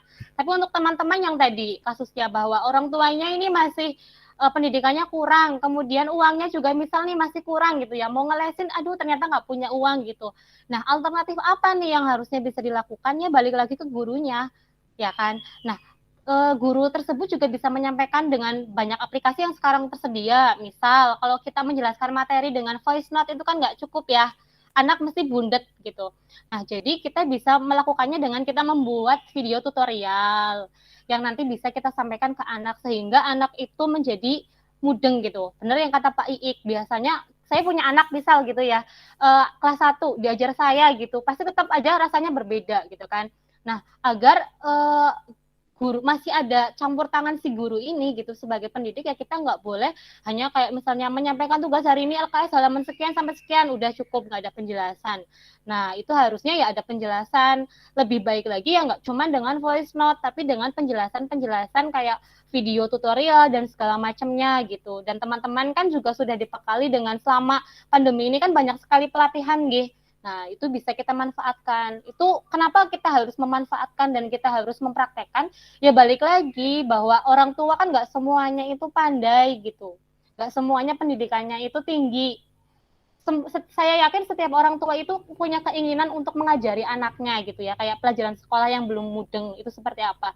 Tapi kan balik lagi itu tadi ke ya adanya seperti itu gimana gitu. Jadi ya balik lagi guru itu harus kreatif dan inovatif begitu. Memunculkan alternatif dalam menyampaikan materinya sehingga anak itu sedemikian rupa mudeng seperti itu. Terima kasih.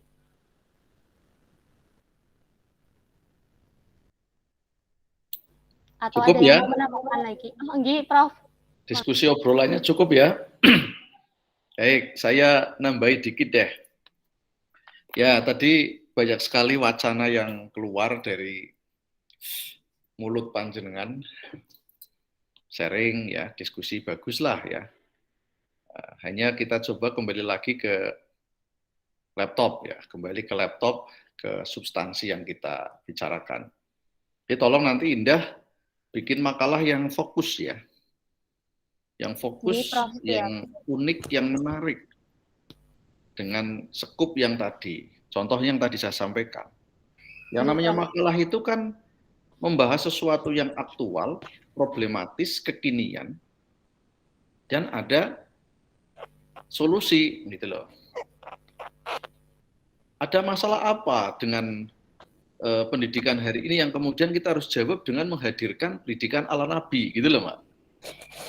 Ala sahabat. Ini penting, gitu. Atau ala tabi'in.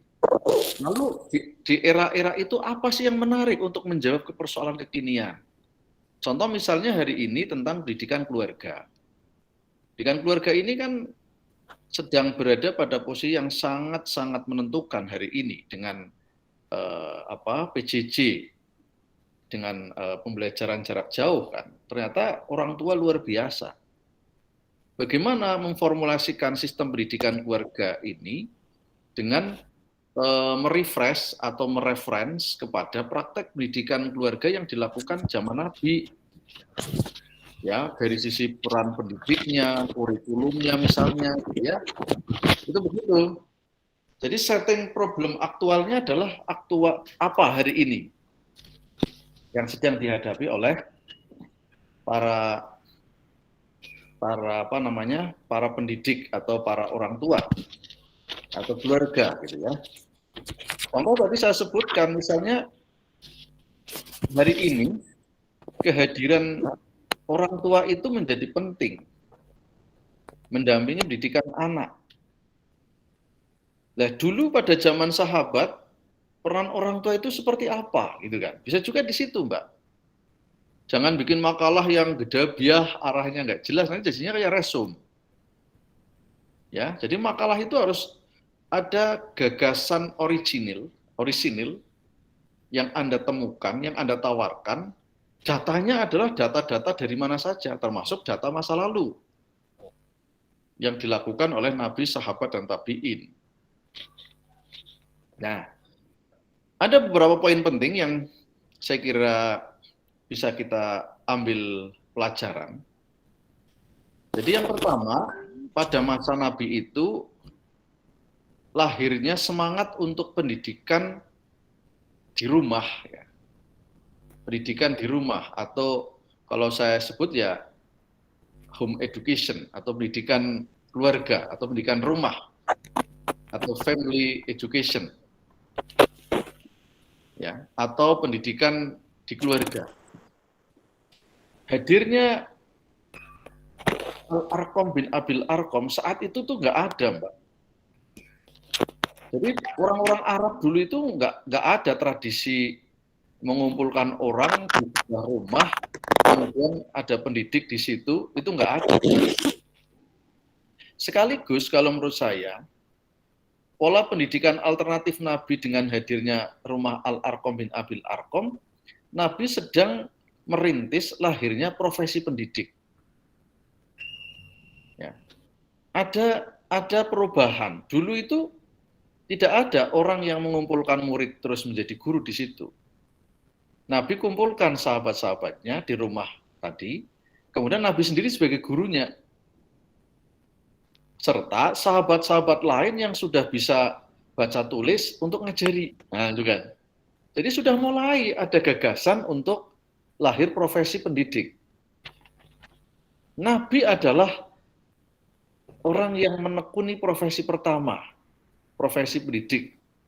Karena Nabi kemudian menjadi sumber ajaran dan mengajarkan langsung waktu itu. Apa yang dikuatkan oleh Nabi tentu yang pertama adalah keimanan, akidah, ketauhidan. Yang kemudian yang kedua akhlak, yang ketiga syariah. Jadi akidah, akhlak, dan syariah atau ibadah. Itu Nabi kuatkan langsung oleh Nabi. Nabi waktu itu berposisi sebagai guru bagi bagi sahabat-sahabatnya, bagi murid-muridnya. Sahabat itu murid, ya kan? Nah, kemudian kok memilih rumah? Nah, memilih rumah tidak di halaman, tidak di di kebun, atau mungkin Nabi bangun tempat khusus untuk ngajari, tidak, tapi Nabi katakanlah meminjam rumah sahabatnya untuk ngundang murid-murid yang lain untuk kumpul. Spiritnya adalah kalau saya tangkap, Nabi menghendaki bahwa rumah itu jangan ditinggalkan. Rumah itu adalah pusat mendidik yang pertama. Jadi gerakan pendidikan Islam yang dilakukan oleh Nabi itu berangkat dari rumah, Mbak. Ya, berangkat dari rumah. Loh, kalau sebelum di rumah Al-Arqam nggak ada pendidikan, ada, Mbak. Tapi bersifat personal, ketemu-ketemu gitu loh. Bahkan bisik-bisik, ya kan? Orang per orang. Ya, ketemu yang dekat, saling mengabarkan tentang ajaran Islam. Tapi kalau di rumahnya Al-Arqam itu sudah terlembagakan. Karena di situ ada komunitas pembelajar. Nah, ini. Sehingga ada komunitas belajar di situ, atau community learning, ya, atau learning community, ya, masyarakat belajar, learning community, komunitas belajar. Komunitasnya terdiri dari siapa? Ya orang-orang yang awal-awal masuk Islam. Ya, diorganisir, maka muncul learning organization, organisasi belajar yang dikomandani oleh Nabi. Ketika sudah bicara organisasi pembelajar, maka sudah ada guru, sudah ada murid, sudah ada tempat, sudah ada materi, sudah ada target. Di situ sudah ada. Jadi sudah ada tujuan. Tujuannya apa? Nabi menguatkan akidah. Nabi membangun akhlak. Nabi mengenalkan ibadah. Tentu ibadahnya belum sampai kepada sholat 5 waktu itu kan, karena perintah sholat 5 waktu kan masih ke sana setelah Nabi Isra Mi'raj kan. Waktu itu belum awal-awal ya. Tapi ibadah dalam arti memahami bagaimana mensyukuri mensyukuri nikmat Allah, memanfaatkan hidup dengan baik. Ya kan? Kemudian berbagi rizki, itu sudah dikuatkan di situ. Ibadah dalam arti dalam arti sosial sudah dikuatkan oleh Nabi, atau ibadah ghairu mahdhah sudah diajarkan. Jadi kalau saya katakan ibadah ghairu mahdhah itu justru lebih dulu dikuatkan oleh Nabi dibanding ibadah mahdhahnya, gitu kan? Kalau yang langsung berhubungan dengan Allah itu tauhidnya dikuatkan, hanya iman kepada Allah, iman kepada Rasulullah, ya kan? Tapi kalau ibadah dalam arti mahdhah, sholat, rukuk, sujud itu waktu itu belum ditekankan. Tapi ibadah sosial, bagaimana orang transaksi jual beli, bagaimana di pasar, bagaimana bergaul suami istri, itu sebagai sebuah ibadah itu sudah dikuatkan oleh Nabi. Jadi integratif, pendidikan integratif itu sudah ada saat itu. Nabi mengintegrasikan antara pendidikan akidah, akhlak, dan ibadah menjadi satu paket, menu pembelajaran. Jadi kalau saya lihat itu, pendidikan awal Nabi itu berangkat dari rumah, Mbak. Pendidikan dalam arti learning community, atau masyarakat belajar, terbentuk sistem, terlembagakan.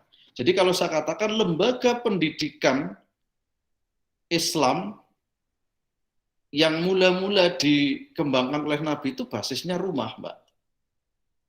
Ya kalau sekarang mungkin istilahnya ya pendidikan keluarga lah gitu ya. Basisnya rumah. Kan waktu itu masjid belum ada, Mbak. Ya kan? Belum ada masjid. Belum ada kutab. Ini yang pertama. Jadi Nabi melembagakan dalam arti dalam bentuk terorganisir ya, karena sudah terorganisir, ngundang orang, ada yang ngundang, ya kan? Siapa yang diundang, di tempat mana, itu manajemen sudah bicara, Mbak.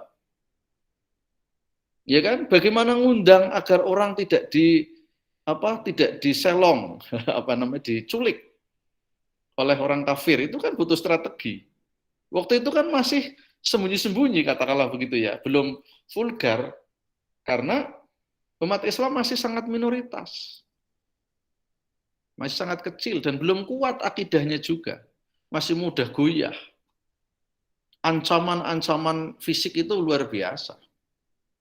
Ini butuh organisasi, ada job description boleh jadi di sana ya. Jadi kalau saya katakan bahwa ini adalah pengorganisasian belajar yang sangat canggih waktu itu. Membuat orang loyal, membuat orang berani kumpul, ya kan?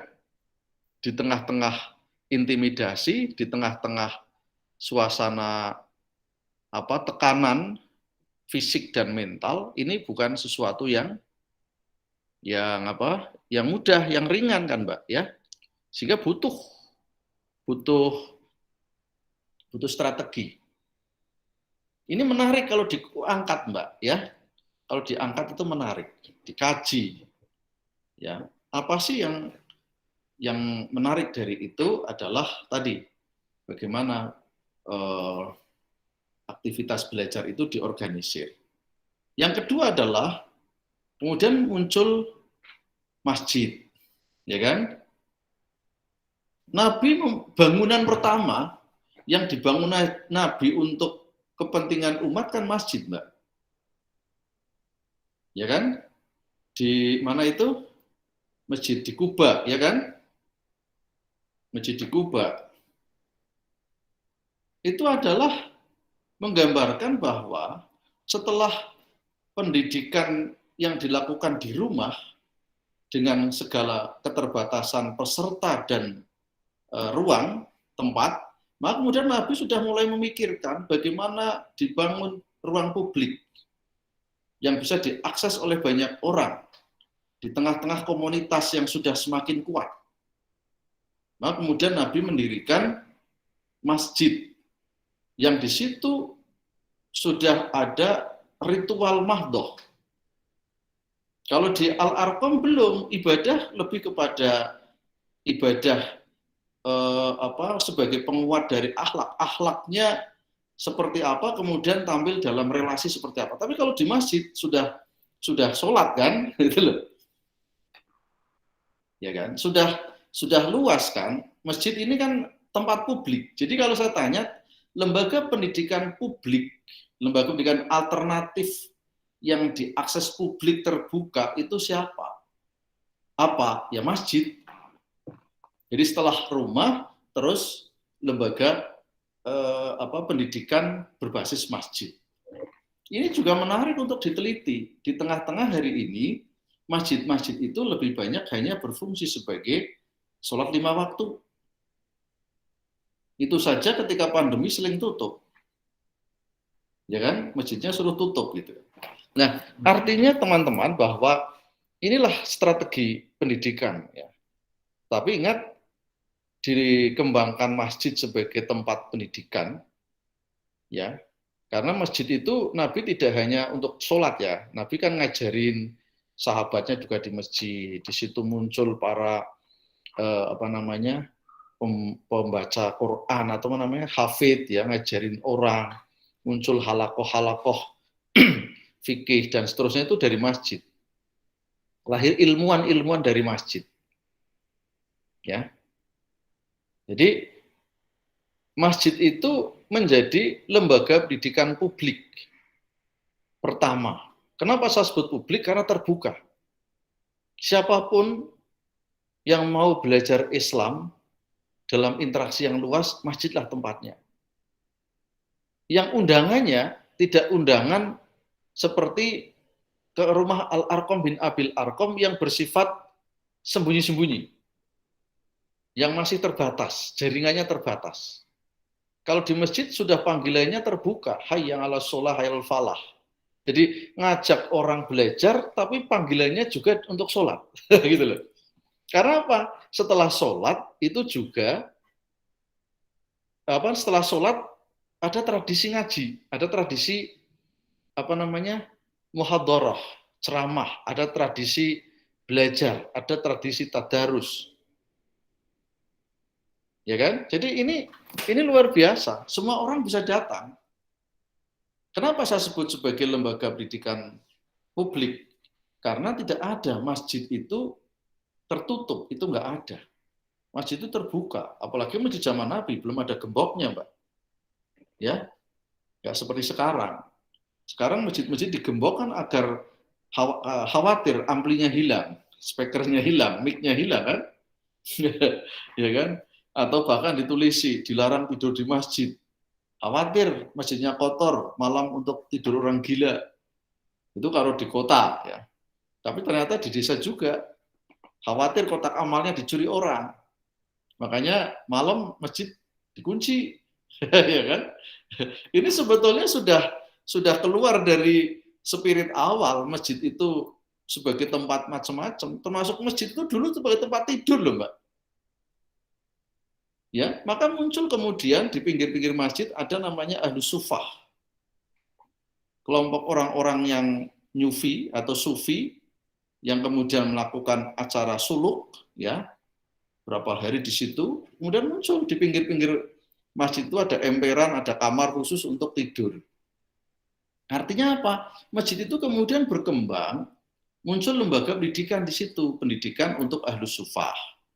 untuk orang thariqah, untuk orang tasawuf, untuk orang yang sedang melaksanakan suluk, sebagai tempat para salikin, ya, para salikin, ya, mengembangkan tempaan diri melalui riyadhah yang dia lakukan di masjid, gitu loh. Maka dulu itu ada istilah serambi masjid, ya, dan dalam masjid serambi itu biasanya untuk tempat orang ngobrol, jegongan, ya. Sekarang banyak masjid sudah nggak ada serambinya, karena semakin terbatasnya tempat, kan. Biasanya ada serambi. Serambi itu tempat terbuka yang orang ngobrol macam-macam, udut-ududan di situ, ya.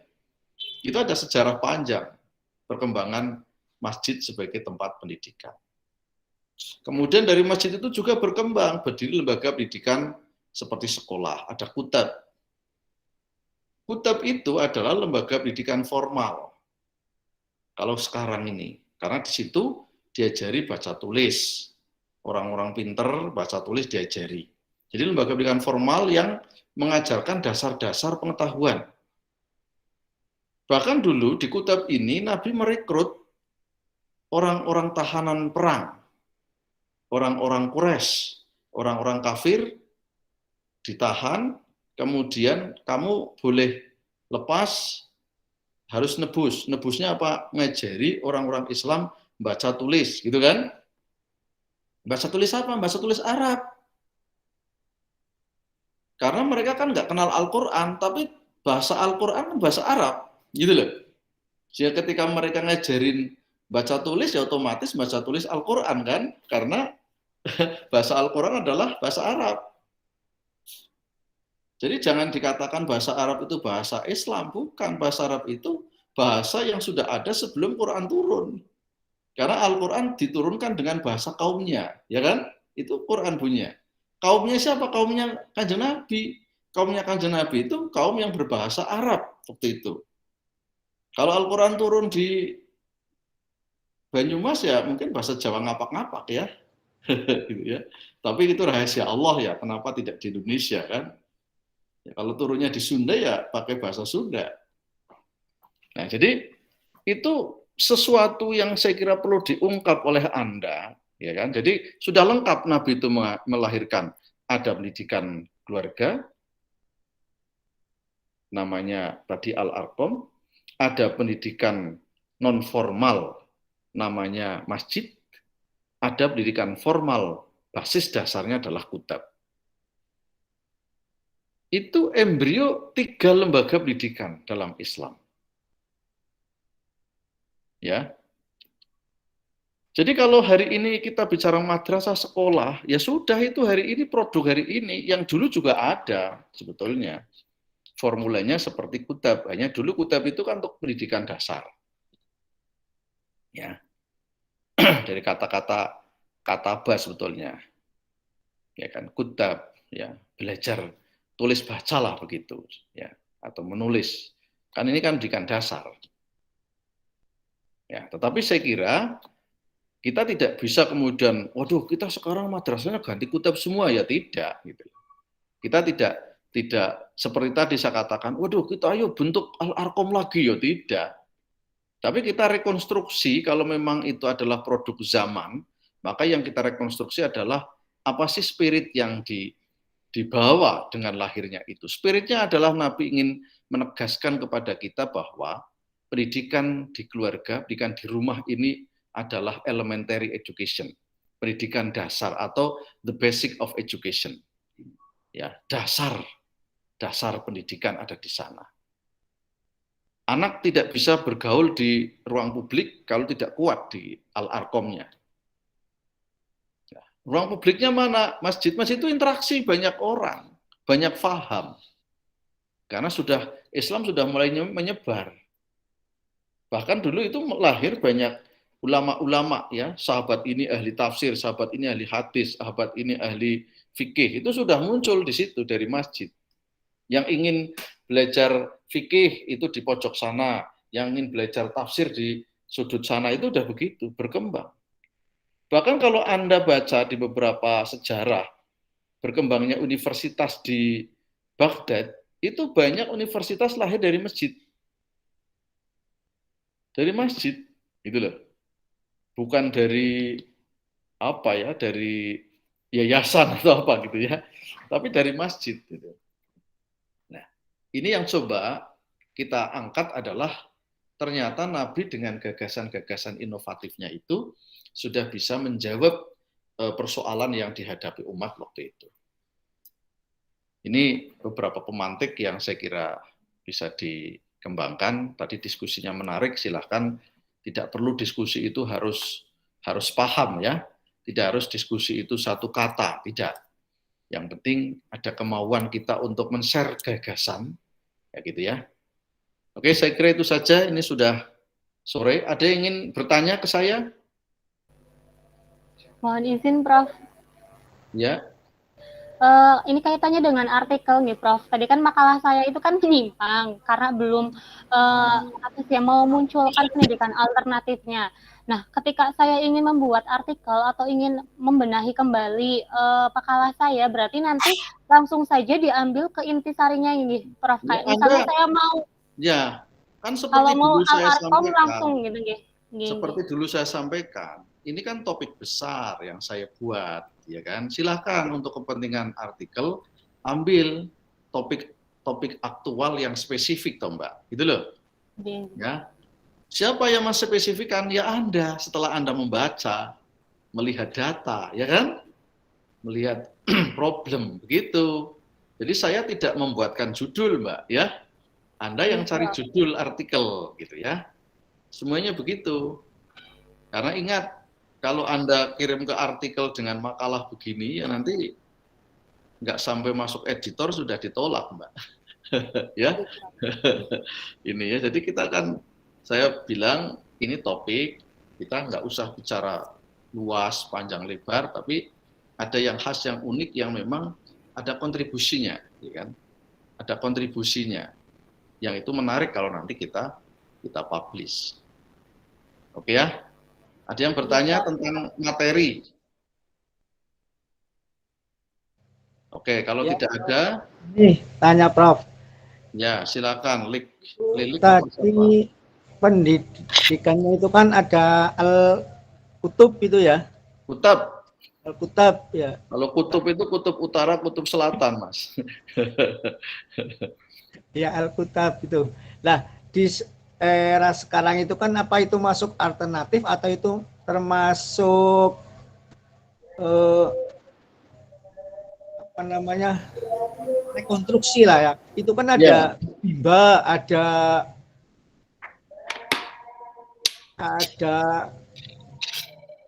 sekolah yang untuk anak-anak itu, ada bimba, ada itu termasuk itu apa bukan itu, Prof? Termasuk? Ya, saya kira gini, Mas, jangan bicara itu apa bukan. Pokoknya semua produk karya orang untuk menghadirkan sesuatu yang beda dari yang sudah ada itu ya alternatif. Termasuk di beberapa tempat sekarang di Indonesia itu kan ada lahir kutab, Mas, di Indonesia. Misalnya di Purwokerto ini ada ini, di Semampir dekat rumah saya, ada namanya kutab apa, Al-Fatih atau apa ya. Kalau kita membaca kutab ini sebagai hanya formulasi lain dari yang sudah ada, ya saya kira itu bukan alternatif. Kalau hanya sekedar melabeli sesuatu yang sebetulnya itu ada dalam konteks madrasah misalnya, tetapi kalau itu dimunculkan dengan gagasan baru, mengambil spirit dari masa lalu yang belum ada, itu alternatif. Jadi kalau hanya membawa suatu dengan nama baru yang sebetulnya sudah ada, ya ini hanya kelatahan saja menurut saya, Mas. Ya, kelatahan saja, hanya ingin tampil beda saja. Tentu bukan itu yang saya atau kita harapkan ya, tetapi merekonstruksi masa lalu agar ada sesuatu yang bisa jadi pilihan. Tapi ketika yang kita hadirkan ternyata hanya casingnya atau cover, isinya sama dengan yang sudah ada, saya kira ya menurut saya ngapain harus mengambil masa lalu dalam konteks formal ya. Tapi dalam konteks spirit saya kira nggak ada masalah, Mas. Ya, jadi ada kutab hari ini yang ingin bernostalgia masa lalu, itu saya kira Nggak perlulah begitu gitu loh. Tapi kalau ada masa lalu yang baik yang sekarang belum ada, kita coba rekonstruksi, nah itu baru alternatif. Ya kan? Jangan sampai hanya karena kepentingan untuk memasarkan simbolisasi. Contoh misalnya, ini Kutab di Purwokerto kan bayarnya pakai dirham. Nah, itu kan latah menurut saya. Mohon maaf ya, ada kelatahan.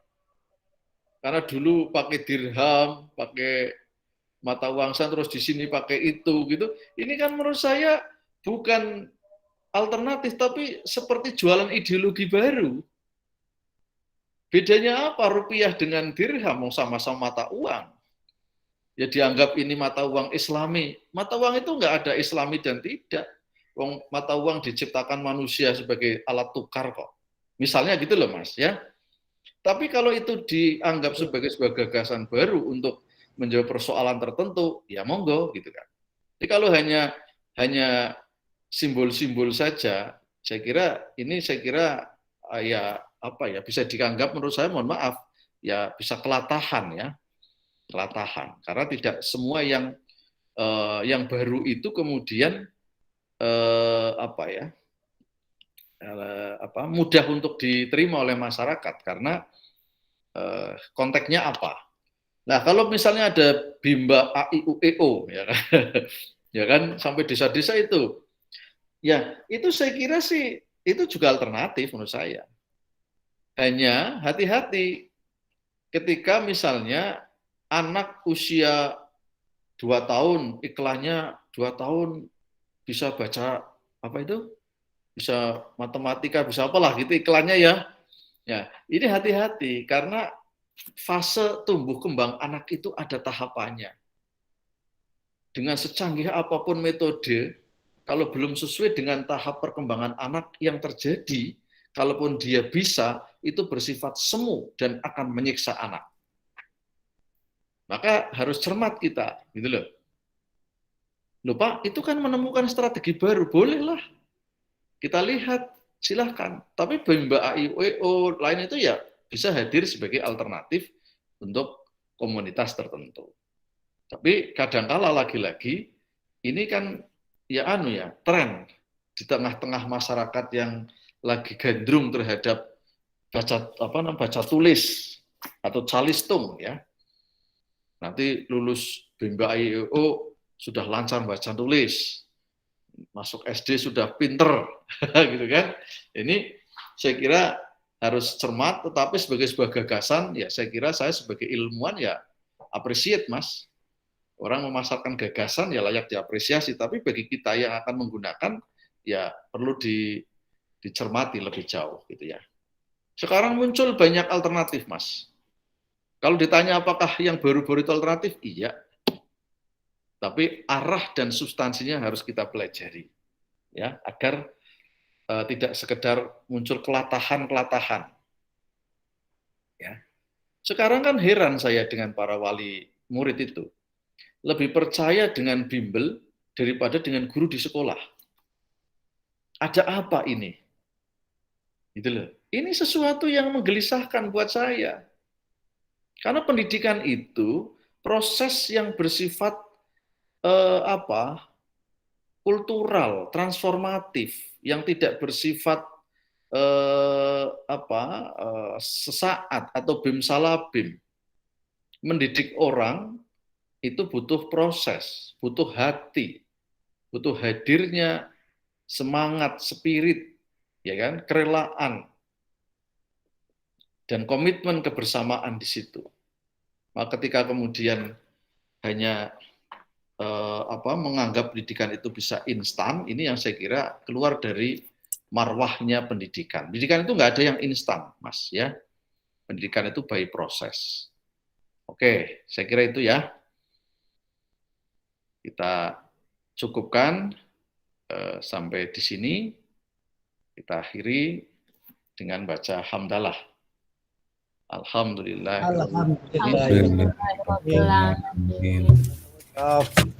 Assalamualaikum warahmatullahi wabarakatuh. Waalaikumsalam. Waalaikumsalam warahmatullahi wabarakatuh.